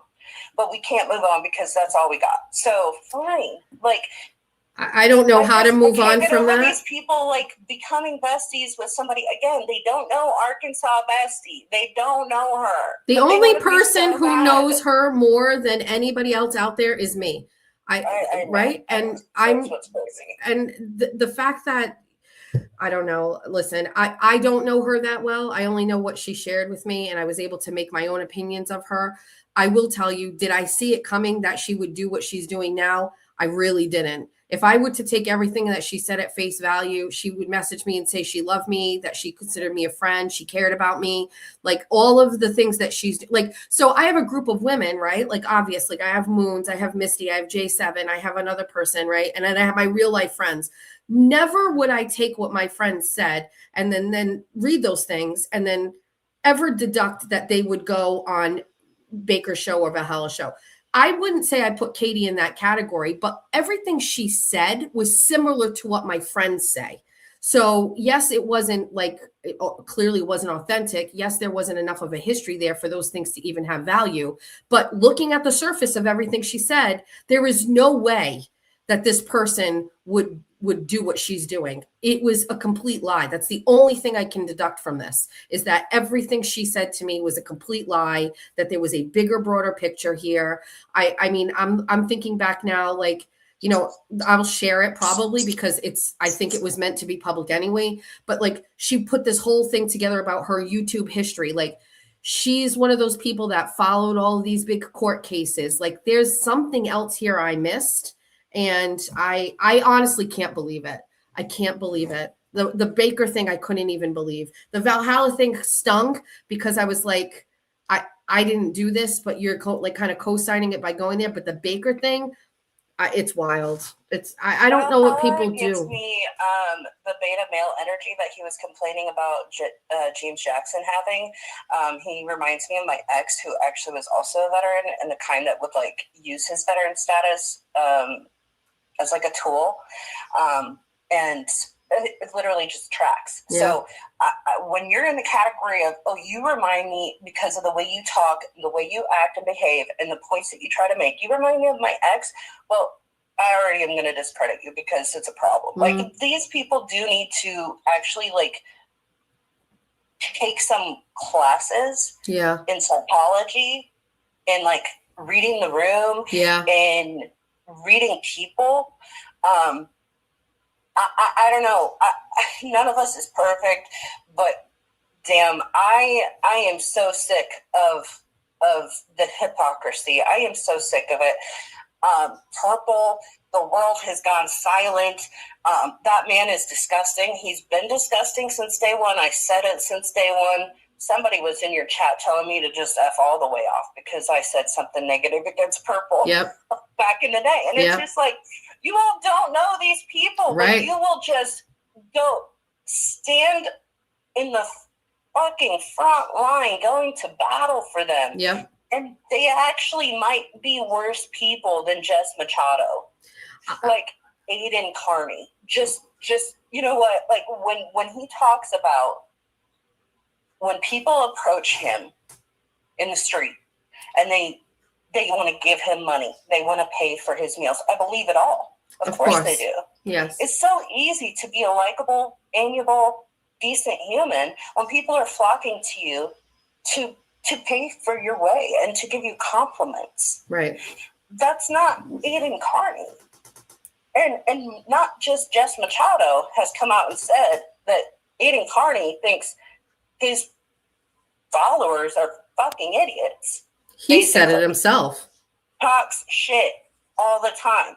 Yeah. Like, you don't need other people to tell you that. If you actually just objectively watch his streams, you will see who he is.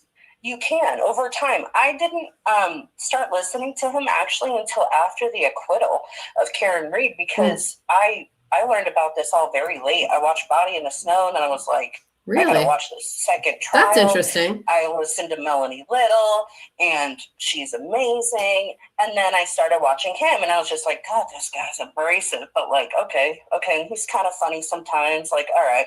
And he's got the know about a lot of things. Right. So, but like over time, come on, you have got to have eyes shut to not see the kind of guy he is. Right. He doesn't hide it. Right. And that's okay. You can still watch his content. You can still think he's not this wonderful person he purports himself to be, but I still want to see what he has to say about something. This all or nothing attitude and mentality serves nothing and nobody. So I don't understand that. I need some objectivity to come back into play, or maybe to just like get into play for the first fucking time, because people are crazy. I think that there has been a shift in that. I think after, I hate to say it, and I don't want it to be like the crux of it, but the exit interview that he and I had, I think really changed so many people's perspective, because, you know, and I think he recognized that shift. It was even in that when he had a bunch of women hopping on him in his comment section for the first time that maybe had never spoken up before, because what the fuck are you doing? Right. This is literally your entire support base. Right. Here, that you simply cannot. He would be the last person. He wants to say he felt for Lindsay Clancy from the beginning, and it's such a sad situation. Oh yeah, it's fucking sad. Really, sir. But you then have to end your stream practically last night talking about what about men's health. Like, you don't get it. Right. And you are going to have people jump on you saying you've never had postpartum, so postpartum depression, never had a baby, so you can't understand. Literally, there's some things you cannot and will not understand, because you will never be able to understand it. Right. You got a whole bunch of fucking women activated over the fact that this woman who clearly loves her children killed them. Right. Because of some medical shit. Okay. And I have a child that has been the victim of abuse. I care very much about victims of abuse, and yet I can still, once again, be objective about the facts of what is going on here. And what they're trying to do is say to the world, she planned this because she didn't want to be a mom anymore. She didn't like her life, so she wanted to live the life she wanted. Right. That's crazy. Crazy. Go listen to Melanie Little's stream. Right. About her journal entries that day. It's from, I think it's August 3rd. Yes. Listen to that, where Kevin Reddington is reading from her journal, and tell me you can't understand what this woman might have been going through. Anyways, I'm going way well, no, I think one of the things that you were saying is about like being objective, right? And people can't, or they refuse to be. So there's like a level of hypocrisy that is just woven through everything. And ironically, it's that objectiveness is what really, I think, has always made me feel like an outsider here. Like calling out Brian right in the beginning for those like behind the scenes behaviors, you know, that was against the grain. That was against the way everybody was. You don't do that. But, you know, my thing is I always maintain true to what I think and what I say. And I think about the consequences of it after. But because I believe that I don't go into think like I would never have said the things about Baker so casually. Well, first of all, it was never an attack. It was never, if I'm going to go on an attack and I'm going to put a clinic on people, we're going to talk about it. We're going to discuss, we're going to whatever. These were backhanded laughing comments where I was really actually just showing people my feelings about this person, which ultimately have all turned out to come out to fruition. Everybody is now like, you're 100% right on this guy. Now we see it. We didn't see it before. The problem is there's like, they won't let you. They won't let you go against them. You have to follow what they say. You have to agree with all of us. We're all a team. The only thing here is there is no real teamwork here, right? There is a hierarchy, right, of Aiden Carney at the top, getting the most of everything, getting the money, getting the views, getting everything. And then there's like a group of people underneath that are under some sort of jurisdiction to do his bidding. And then he has some sort of control over them. It happened to me, like, you know, asking me to lie about the audio, asking me to lie about the other audio with Olivia. Like, I didn't want to be around that type of shit because I don't like fucking people telling me what to do. Every single one of these people gets told what to do. Baker gets told what to do. Blair, Jimmy, and honestly, I don't think it was ever so directly to Kimberly, but Kimberly was basically like doing her own thing and he fucking dragged her down for it. So he's full of shit. Oh my people God, just you they talk won't to let this- people be themselves. You can listen, there's plenty of times where people who I am not fans of have said or done something and I will give them the credit for it. Gentleman has said a couple of things even lately where I've agreed with her, right? And I'll say it. I'm not so blinded by like hate that I can't give somebody credit where credit is due. But what's going on with these people? It's just a whole thing. They're all in it together. They're all feeding off of each other. Lauren, especially, you know, like you watch her. It's, she's I wanted to like her. I want to like her, but like this, Yeah. this ain't it. This ain't it. I did like her in the beginning. Go on to his, he's got his own spreadsheet or list or whatever of all his evidence he's going to come out with about his roast on you and how you've used him this whole time to get to where you are. Who and all has? that. He's just got to be mad that you. Aiden does? Can do it. So yeah, he said this last night. He showed a screenshot showed his screen. He's got a list started and he's going to do a roast on you and explain how everything you have in this YouTube world is because of him. And my only question is, are you just mad that she can do it exactly what you do so well? Because he uses people constantly. He's not someone like I can't find the fucking word. I'm so irritated by all this shit. I'm sorry. How did he have the time to do that when he's fighting for his life?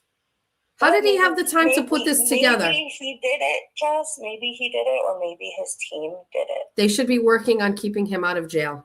Yeah, they could do that. Yeah, exactly. So, and you'd mentioned Blair and Jimmy and all that. Like, I've never, although I've been critical, by the way, of both sides, I never unfollowed you or stopped my membership, but I did unfollow some, and I did stop my membership of some. And this is coming from a person who genuinely tries to be objective. And I just want to say that. Also, I really do gotta go, but I just wanted to make a request. Yes. Two requests. I need more Cartman. Okay. And I need more of that fucking Hans Christian Andersen song. Oh, please. You got it. God. Moons played it while you were on a call. Okay. I forgot about that one. It's honestly my favorite. Okay. Thanks for a really great call and for like, your perspective is very refreshing. I appreciate it. Well, you're welcome. I needed to share it because one, I don't need chat going crazy to say like, oh, one day she said this. Like I might have made a comment that was critical, but if you go on like my X feed, like I more often am like calling out people on the other side because I just can't. I just can't. Anyway, all right. Thank you very much. Thanks for your time. Thanks. I appreciate you. Thank you for your time. Thanks. Bye. I forgot about the other song. What's even the name of it? We played it? I missed it. Hold on. What one was it?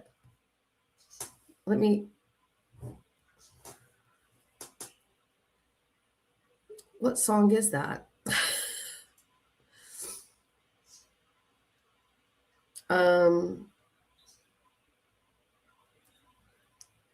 about why the Harbor Lounge has no. Oh, hold on one second. Videos up right now. So I will address it because it's important. The reason that they are hidden, they are not scrubbed, they are not deleted. They are hidden because I knew exactly what would happen. Everything that happened, and a little bit of it did get clipped on Monday. The whole message would be lost. It would be lost in content. And Karen is saying something about removing the Harbor Lounge videos or something like that. Maybe remove the Kevin Reddington one. Would be. I would recommend that.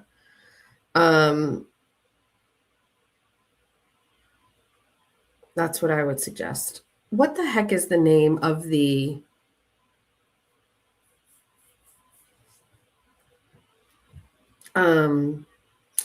I'll take it there. It's I forgot all about that song. I forgot all about it. So Aiden's doing That will go well. Good luck.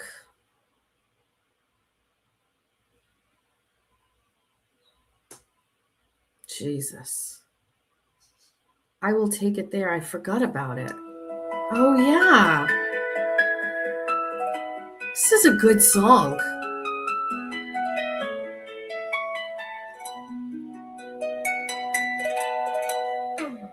Come and listen to me, babe. This is actually a really good song.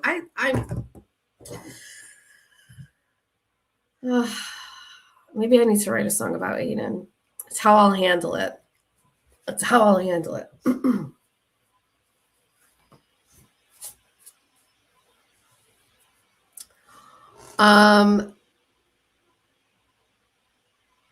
Again, remember I said it the other day.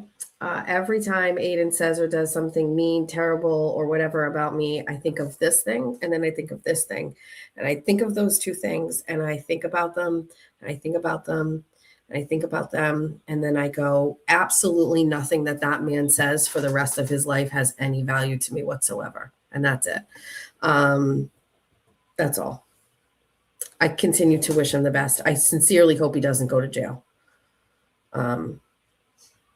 So there's that. All right. How's the chat? Is everybody okay? What's this? What is this? What am I getting here? What is this? Oh, thank you so much.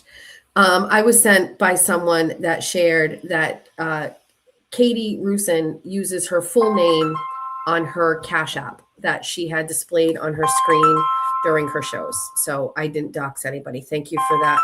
Very good observation. Hi, thanks for calling. You're live. Hi. Hi.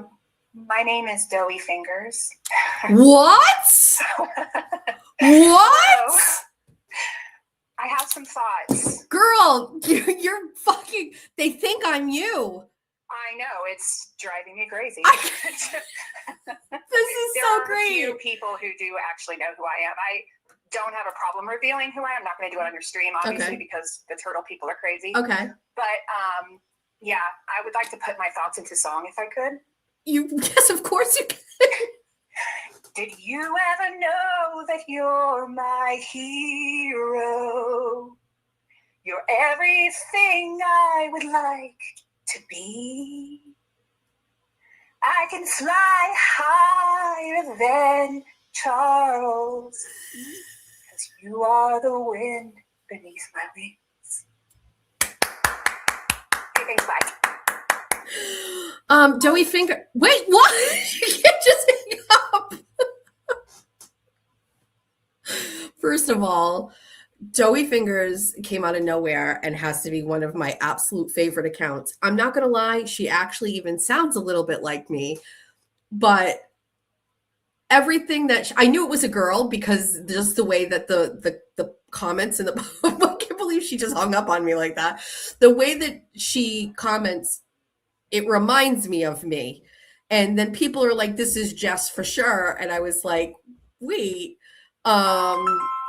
that is hysterical. This is not her. Hi, thanks for calling. You're live. Hi. Hi. I'm so excited and I'm glad you're back. Congratulations. Thank you.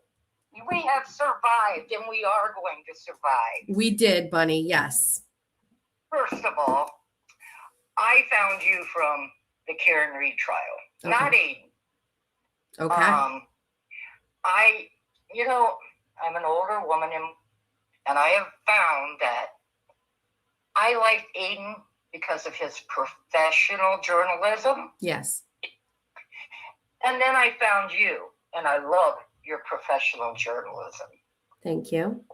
But after the trials dried up, everybody got thirsty, and Aiden has shown his true ass. I don't want him to go to jail. However, I do want to see him suffer ramifications from his damage. I love you. I wake up with you every morning. I'm disabled, so there's not a whole lot I can do now. I was in EMS for 32 years. So I'm disabled and retired, a young retired. I follow your show. I've been there from day one. There's been a few I've missed. I go by the handle Cox Medic 4. Okay.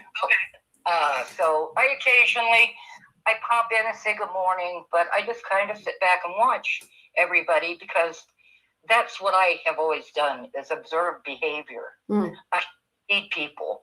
And the first time I saw something going down on your show was you called Jimmy. And it was the clip where he wanted you to go help him get his big ass throne. Yes. We should chip in and buy him a toilet. I saw that of being the first inkling of something is wrong. And as I've watched, everybody's tying into everybody on, the Turd Bowl team. And we're going to survive this and we're going to get through. And I just think it's fucking awesome that you're down to 9.2 memberships, but man, you're getting thousands of views, thousands and thousands. I'm down to 9.2 now? Yes. Oh boy. It doesn't correlate to views. I can tell you that. All I look is at the views. No, you are chalking those views up. And, so people are watching you. Whether they're watching you because they hate you and they need content. Hold on. I'm 9.56. Oh, hallelujah. Hallelujah. You've come up since yesterday. I watched. Was I at 9.2? I believe so. I actually had a dream I was going to be at 7,500. I don't know how that happened, but I was thinking 7,500.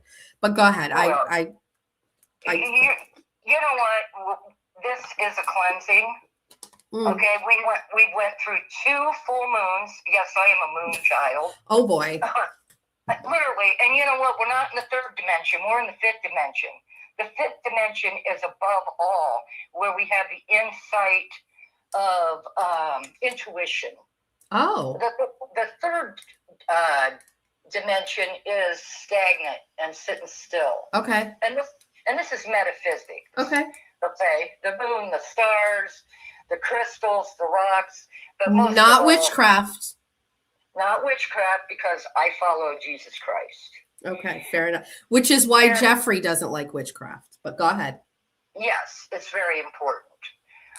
There is evil entities and there are good entities. But what I'm saying is you're going through a cleansing. Okay, and what has not been good for you, it's weeding your garden. Okay, and you're going to get more subscribers and more. It's going to come back. So don't lose faith. Okay. And, if you need to cry, cry. Because you know what? I spent 32 years of entering people's life in the most chaotic points of their life. And I just had to be calloused and say no more. I just had to get through it. And I couldn't cry. I grew up in a very, very, somewhat similar to you, where I was not allowed to show emotion. I was not allowed to cry. And when you go out and try to resuscitate babies and all that stuff. Right. You know what? I am now going through all my post-traumatic stress. No, yeah. And I've been retired for 5 years. Oh. So I get it. But cry. That's the best thing you can do is cry. Nobody is going to shame you for crying, because that also cleanses your soul. He tried. He tried to shame me for that. Said I was manipulating him and weaponizing it, but it was a very organic emotion. I can assure him. He can burn in hell for that one. Oh my goodness. Well, God will deal with it. It's not my judgment. I believe everybody gets what they deserve. And I think you're such a wonderful heart. Thank you. We need more people like you, Jessica Machado. Thank we you. need more. Thank you. And your marriage with your husband. I'm a widow, but it reminds me of so much what I had with my Greg. I'm sorry. Yeah. Well, you know what? The minute we're born, we're destined to die. We got to make the best of it. I know that. We think the same with that.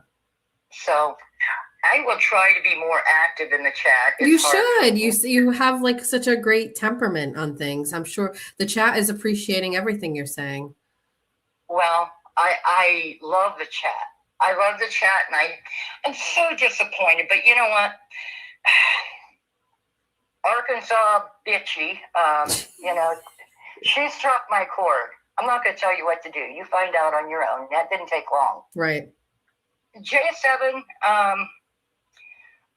I was J7 probably 30 years, running around in combat boots, scaring firemen to death to get out of my fucking way. So I understand the rough cut. She's rough around the edges. She's a good person. She's got my heart. You know, when you can call somebody in the middle of the night or the middle of the day and say, hey, I got somebody that's having a real rough time and I can't get to them. She was there. It's more than that. There's just something about her, and it's just been so wrong I don't even blame them for misunderstanding her.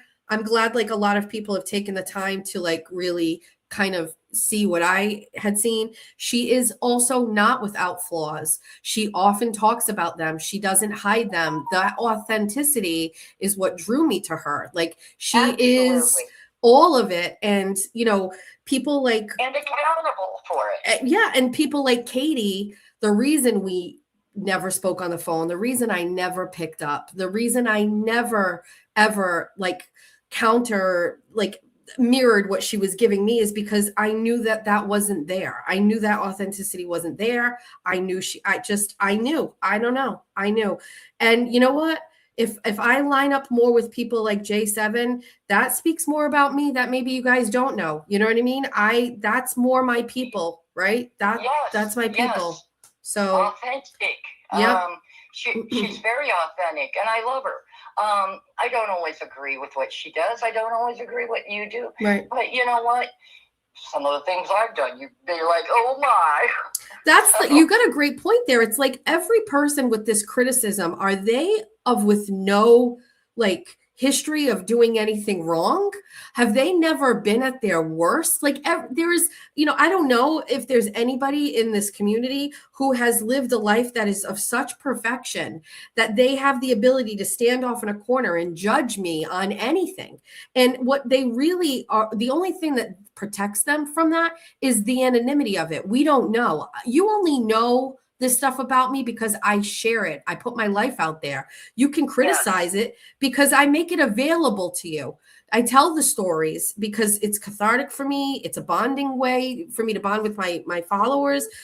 People just need to really take a look at themselves. If I could look at your phone, look at your search history, look at your text messages to your husband, are you able to confidently stand out there and criticize my marriage? I doubt it.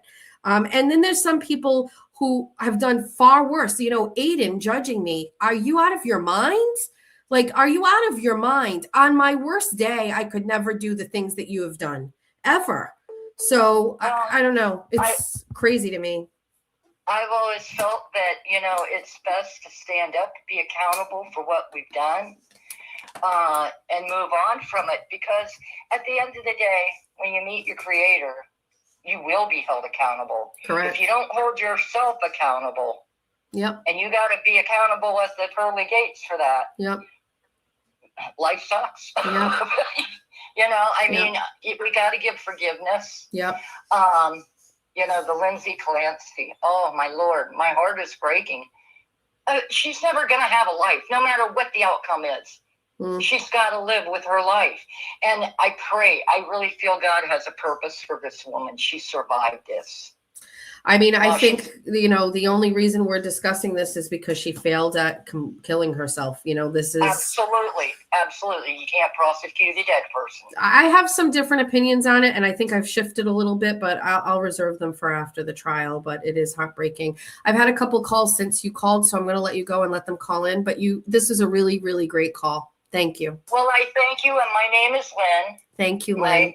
My call is Cox Medic 4. I wrote it down, but I'm going to add your name to that. 2 N's. I actually wrote 2 N's. I put 2 N's. Awesome. Yep. You had an awesome day, and you made my day. Thank you, Lynn. I've been wanting to do this, and I just had to gear up. And I'm like, my God, I've went into burning buildings. I can do this. You can do this. Lynn, thanks for a great call. All right. Have a good day. Take care, love. Bye. Bye-bye. Hi, caller. You're live. Hi, caller. You're live. No? Okay. Some wise people on the phone lines today. I will take it there is now renamed in your media assets. It's Moon's added it to the to the background. All right, that was a great call. What is this? Anonymous, please. Congratulations on celebrating your album going platinum. No, it's not. It's not that. Let me take this call. Hi, this is Jess. Hello. Hello. Yes. Hi, Jen. Hold on. I'm sorry, you weren't on speaker. You're live. Hi. Can you hear me okay? Yes, I can. Okay, I just wanted to call because it's probably not the appropriate time for me to call given the fact that it's now almost 1 o'clock, but I look every morning for your 24 on 24s, and I think that you kick ass, and I see that you have now been live for 4 or 5 hours talking through what I find to be very important, impactful topics, and I haven't caught up on the full stream. Okay. But I just wanted to give you like a shout out for exposing yourself, doing what you do, and being a strong woman. Because again, I'm completely owning that I have not caught up in the last 2 to 3 hours. Okay. But I can tell you're talking about very important topics. You have missed a lot, Jen. Wait until you hear this. I will go back and hear it all, but there's no need for me to give you undue credit. I just want to say, it's really hard to be strong, whether it's with Lindsay Clancy or with your scenario on the internet. And I just very much admire you. And I just wanted to give you a shout out for doing a really good job of being raw and being yourself and owning that some things are hard, some things aren't great, but at the end of the day, they are what they are. So thank you, Jen. I appreciate this. Of my call. It was a great call. Thank you so much. All right, that's all. Have a great day. Bye. Bye. Great call. Hi, you're live. Yeah, it's about fucking time you answer the phone for some bunnies, okay, hon? Holy How shit. are you? I'm Dirty Water Diva, Dirty River. Oh, Dirty River. Hi. Don't yell at me. Don't yell at me. How are you? I'm sorry. Yes. Hi. Good morning. Oh, good morning.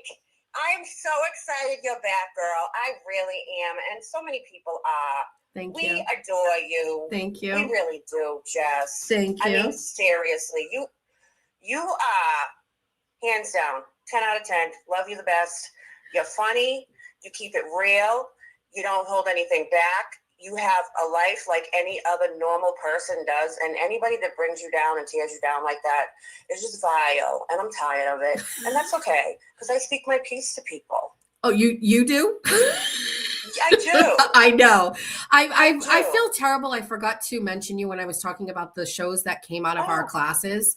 And so people who are just listening, when I think it was on Sunday, I said, when we did this class and I said, hey, if you want to join, Dirty Water Diva is one of the people. Jessica is one of the people that was in the class, and she started her channel. Or did you have it going before that?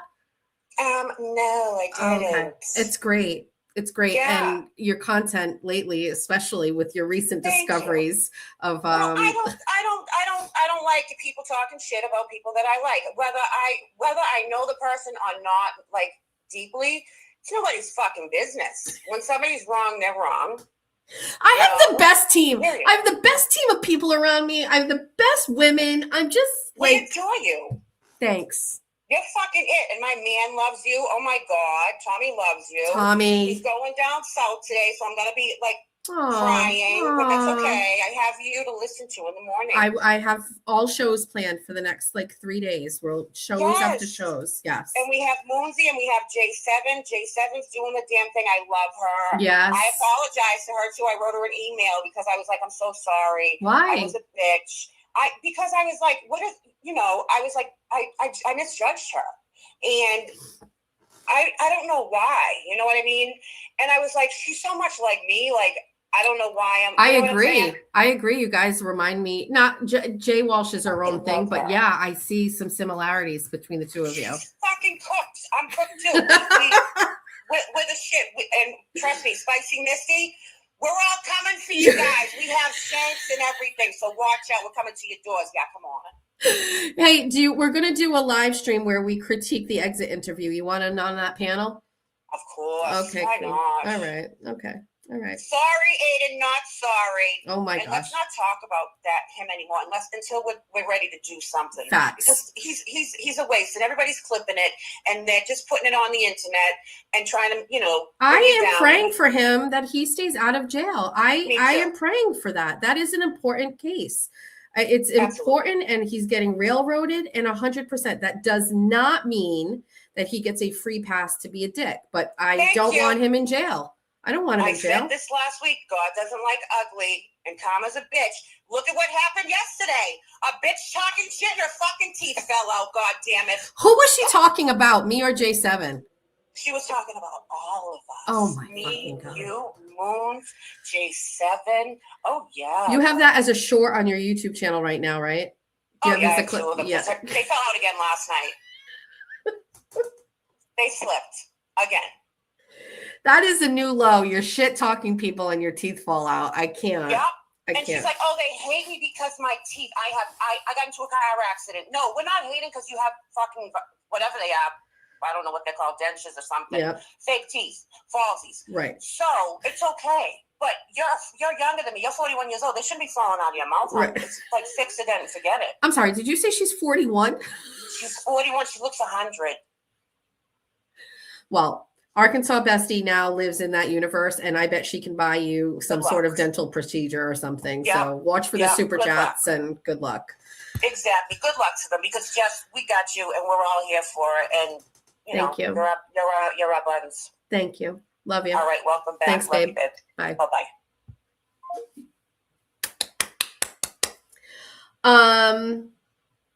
All right.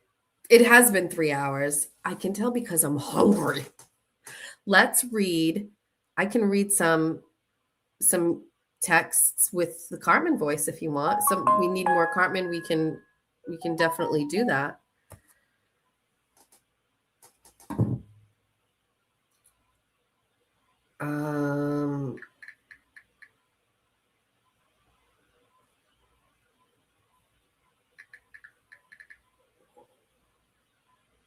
Hold on. Let's read some texts. Let's read bad texts about me.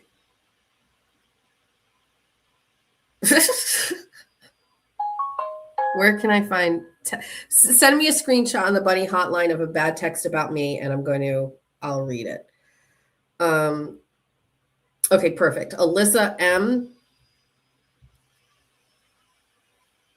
Let's read this whole thing. Let me get some lubrication.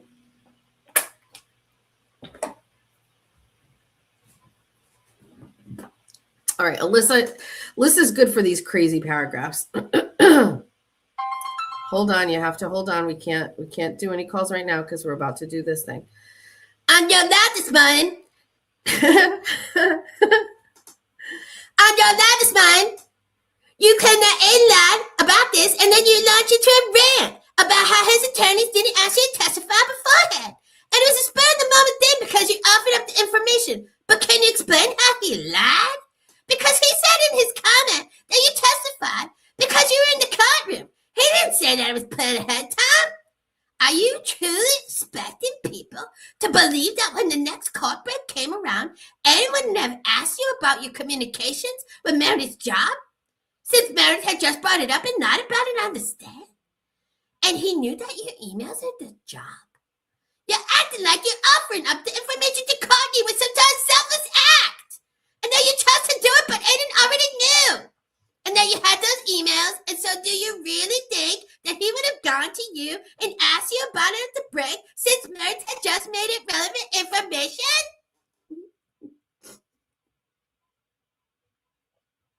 No, Alyssa, I don't. You can't do a hypothetical after the real thing happened.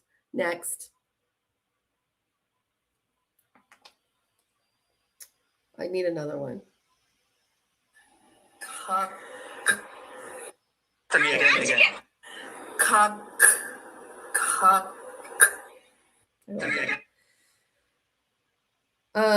just need, let's go. Oh, Valerie. Oh, Aiden's. Hold on. Aiden says,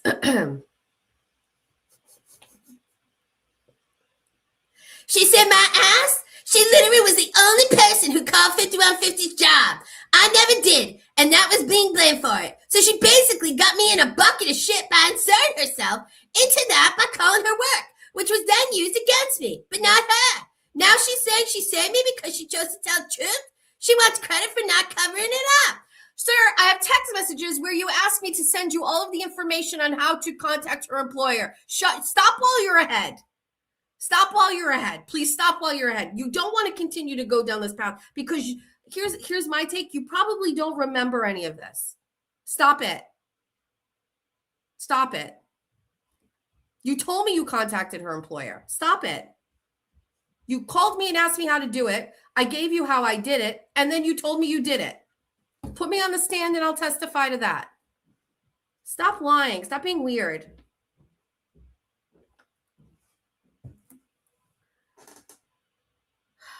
Whoever this is that keeps doing this, I'm obsessed. Thank you for doing it. It's very easy for you to say mean things about me after I did it.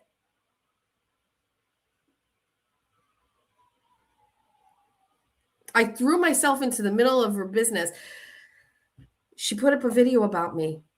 I never called Meredith's job before. I stayed out of shit with Meredith. Oh my God, this man. Okay. All righty. Anyway, thoughts and prayers for you. Thoughts and prayers for you.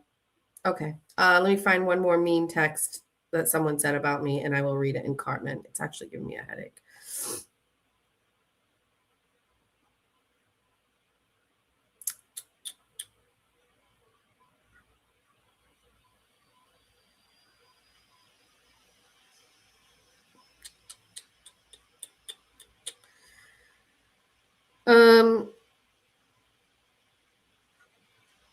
I don't know. It's more. What is this? I can't. I can't with these people. All right. Anyway, are we getting close to being done? I can tell it's been a long time because I haven't eaten breakfast. I've had all of these beverages. Clip it. Read Dimitri's workout post. Okay. Hold on.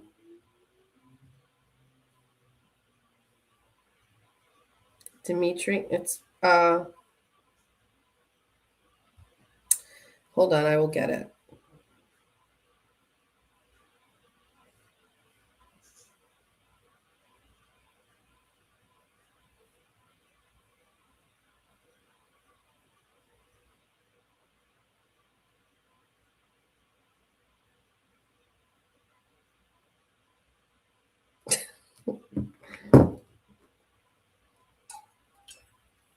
Okay. We're on Pat Ford's page.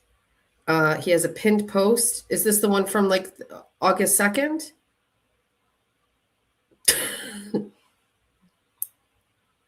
I hate putting myself out there like this, but I figured, wow, wait, is this what I'm supposed to be reading? I hate putting myself out there like this, but figured why not give it a shot? Little life news to share at the start of this year. I got my certified personal trainer accreditation from NASM. This is something I take great pride in, and I'm excited to share that I'm accepting new clients. Shoot me a message if you're interested in starting exercise and nutrition plans that work best for you. I've attached a few client testimonials that show I deliver results, and I assure you this is very legit. Thanks, Purple Pat. He has Patrick Ford's name. He has his own. Okay. Same phone number. I mean, before.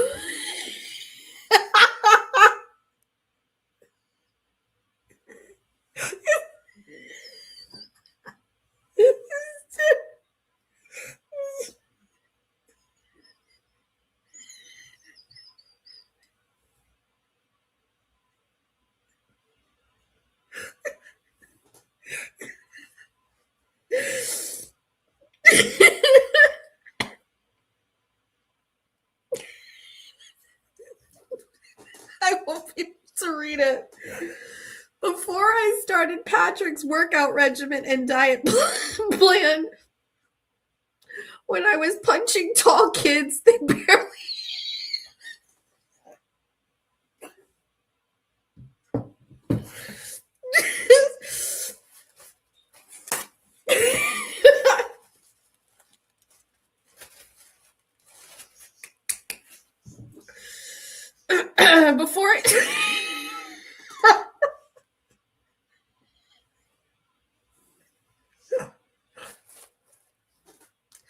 Before I started Patrick's workout regimen and diet plan, when I was punching tall kids, they barely felt it and would laugh at me.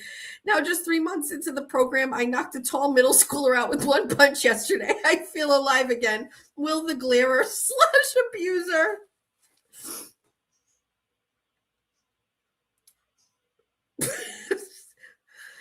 I always considered myself stupid and annoying. Then I found out about Patrick's workout regimen and I never tried it. I still consider myself stupid and annoying. Christina Rass Muskrat. I've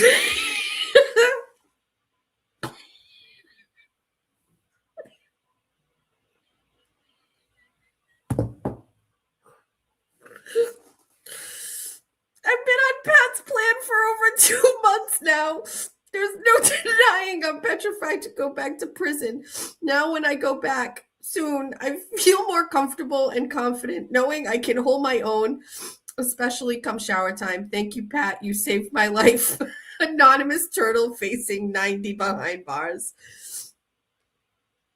I am going to retweet that. That's yeah, we'll retweet it. It's just so great. Oh.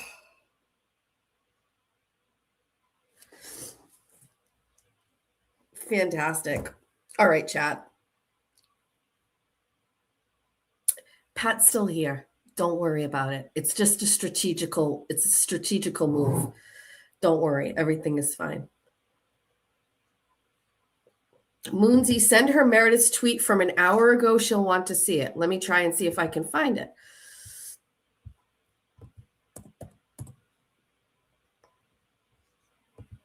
Okay. I'm going to go get it. Let's get it together. It's August 1st, an hour ago. Okay. I don't know who needs to hear this, but 2 things can be true at once. One person contacted a job because I posted a video of her own words. Here's the clip again. I posted it multiple times. Other people have said far worse about her. Nobody contacted their employers over it. Well, that's not true about that, but at this point, it's old news, and I highly suspect her real motivation was to earn a pat on the head from the leader. She's been going at me for over a month. I chirped back at her occasionally. She was dying for a reason to do that and impress the leader. The stupid clip was the excuse she was really waiting for to do it. That's not quite true. It's not actually true at all. Separately, someone else can create a burner account using the name of your employer and start tagging that employer, which is, in fact, contacting the employer. Now ask yourself, who floated the idea of contacting employers in the first place? My money is on the person who announced the employer on their show while doing multiple streams about me on a large platform. The initial job contact happened in December. Nothing happened until February. She didn't help the situation, but it wasn't that. In fact, the video was laughed at because it was, again, her own words. Burner accounts created in January, and the ongoing daily encouragement to keep contacting them was what did it. So while I can't stand all of y'all, let's not rewrite history. Hope this helps. Not clicking on this. But I really still, the main reason, and she could take the whole video there and take out the anti-Semitic piece, and I would not care. You know what I mean? I wouldn't care about it. We'll give it a like, because I kind of agree. You know what I mean? Like, it's the anti-Semitic thing, and I always worry that, like, there could be, like, there's just some very when it comes to anti-Semitism and the people who, those two groups, those two sides are extremely volatile. And I just have like a couple of like underlying worries about things in life. You know what I mean? Like some things scare me and some things don't scare me. Like some things I consider like just internet stuff. And then there's some things that I feel like I can get me scared for like real life stuff. Valhalla's statements about there's a reason why they don't let me near people. And 10 years ago, I would have come to your house and slit your tires and roughed up your husband and your son. That scared me. If he lived in this state, it'd be more of a problem for me, but he lives far away. So I guess it's not an immediate concern. But anti-Semitism and stuff like that really worry me because it has a tendency to grow like wildfire on the internet. And I've seen it because I follow a lot of like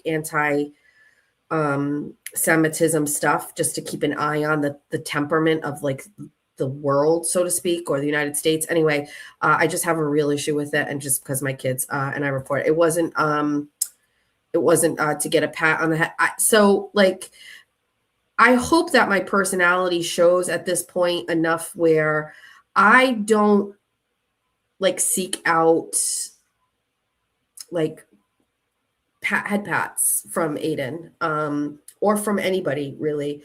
I do a lot of what I do solely based on like my own conviction and then maybe for my family or whatever. But fun fact, the things that I really disliked about Aiden came before this. So the things that I witnessed and the things that I saw were already in my mind. And so the feelings that I had about him as a person and what he does were already in my brain. And so the need to like do things for him didn't exist before. And it certainly didn't exist at the time of when she said this. So, I mean, I don't expect her to get it right. She doesn't really know. It fits the narrative, I guess, right there, but she doesn't get it quite right. But she's got a lot of the other stuff right. All right. Okay, it's 4 hours in. The stream is not even monetized because it got a bunch of privacy violations, and now there's a new violation. I should mention something. I keep getting a privacy complaint, and it's over the opening credits of If Moons is Listening. She reworked that video to cover up Jim Altman's face in it, and it still partially can be seen, and that is continuing to get reported every single solitary time. So I don't know who's doing that. Then the latest one is YouTube age restriction may not be appropriate for younger audiences under our community guidelines. It's what part is it that is not good? Which thing did I say that is? Let's read it. 2 complaints on a show while I'm live are crazy.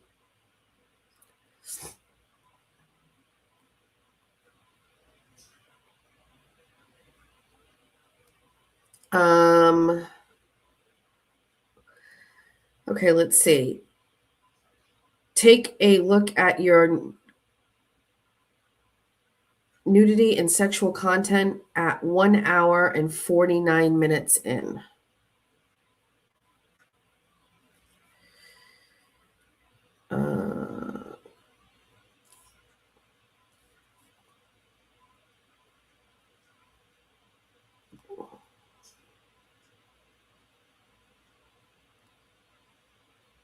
Just submit an appeal on that. All right, thank you. All righty. Oh, so we scheduled. It's the Kayla video. It's not the Wilbur song. It's the Kayla video. So let's do a little housekeeping here right now. We scheduled a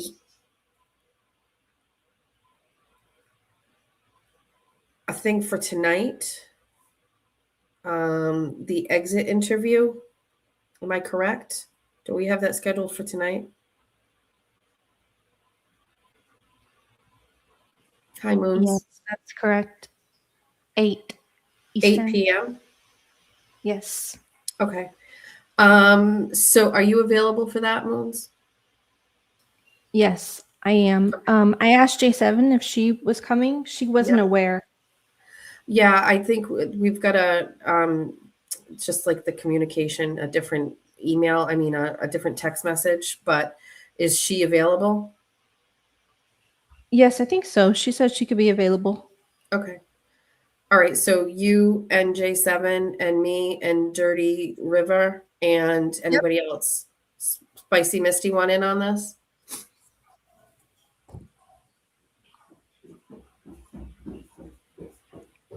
Do we know about Misty? I don't know. Okay. All right. Well, then with that being said, we should kind of end this now. Thank you, Moons. Yes. It's so fun.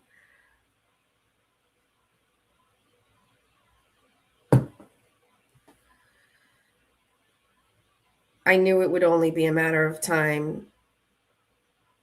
Good morning. I hope you're doing well. I am a reporter with State House News Service. I saw this morning about reporting about the suit Kayla Churchill brought against her former employer, John Gasky. We are planning to cover it in the State House News Service. You are referenced several times in the complaint. Churchill's complaint says she reposted a video from your social media account. I want to reach out to you, see if you have a response. If you'd like me to include it in my story, my deadline is 2 p.m. I have to call my attorney. I knew this was going to happen. So we got to go. We'll be back tonight at 8 p.m. We'll go over the exit interview. We're going to look at it in a different perspective. And we will, we'll see you tonight at 8. I'm sorry. We have to handle some things. Bye. Love you all.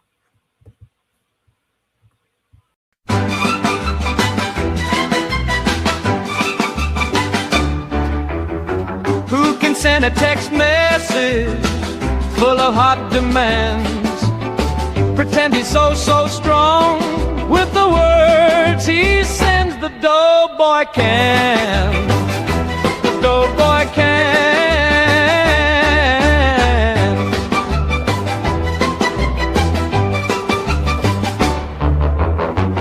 Who can open up my box using his thick man hands? Thank me for all my gifts in front of all of his friends. The doughboy can. The doughboy can.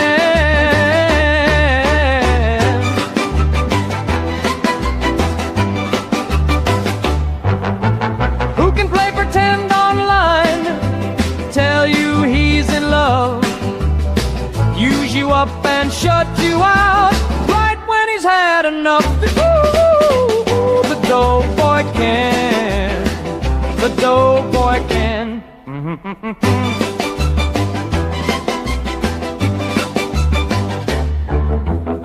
Apologize to him because that's just what he needs.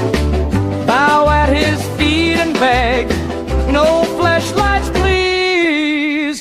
Who can tell a lie and then a couple more?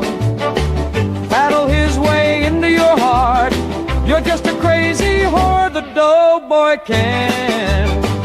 If the doughboy can.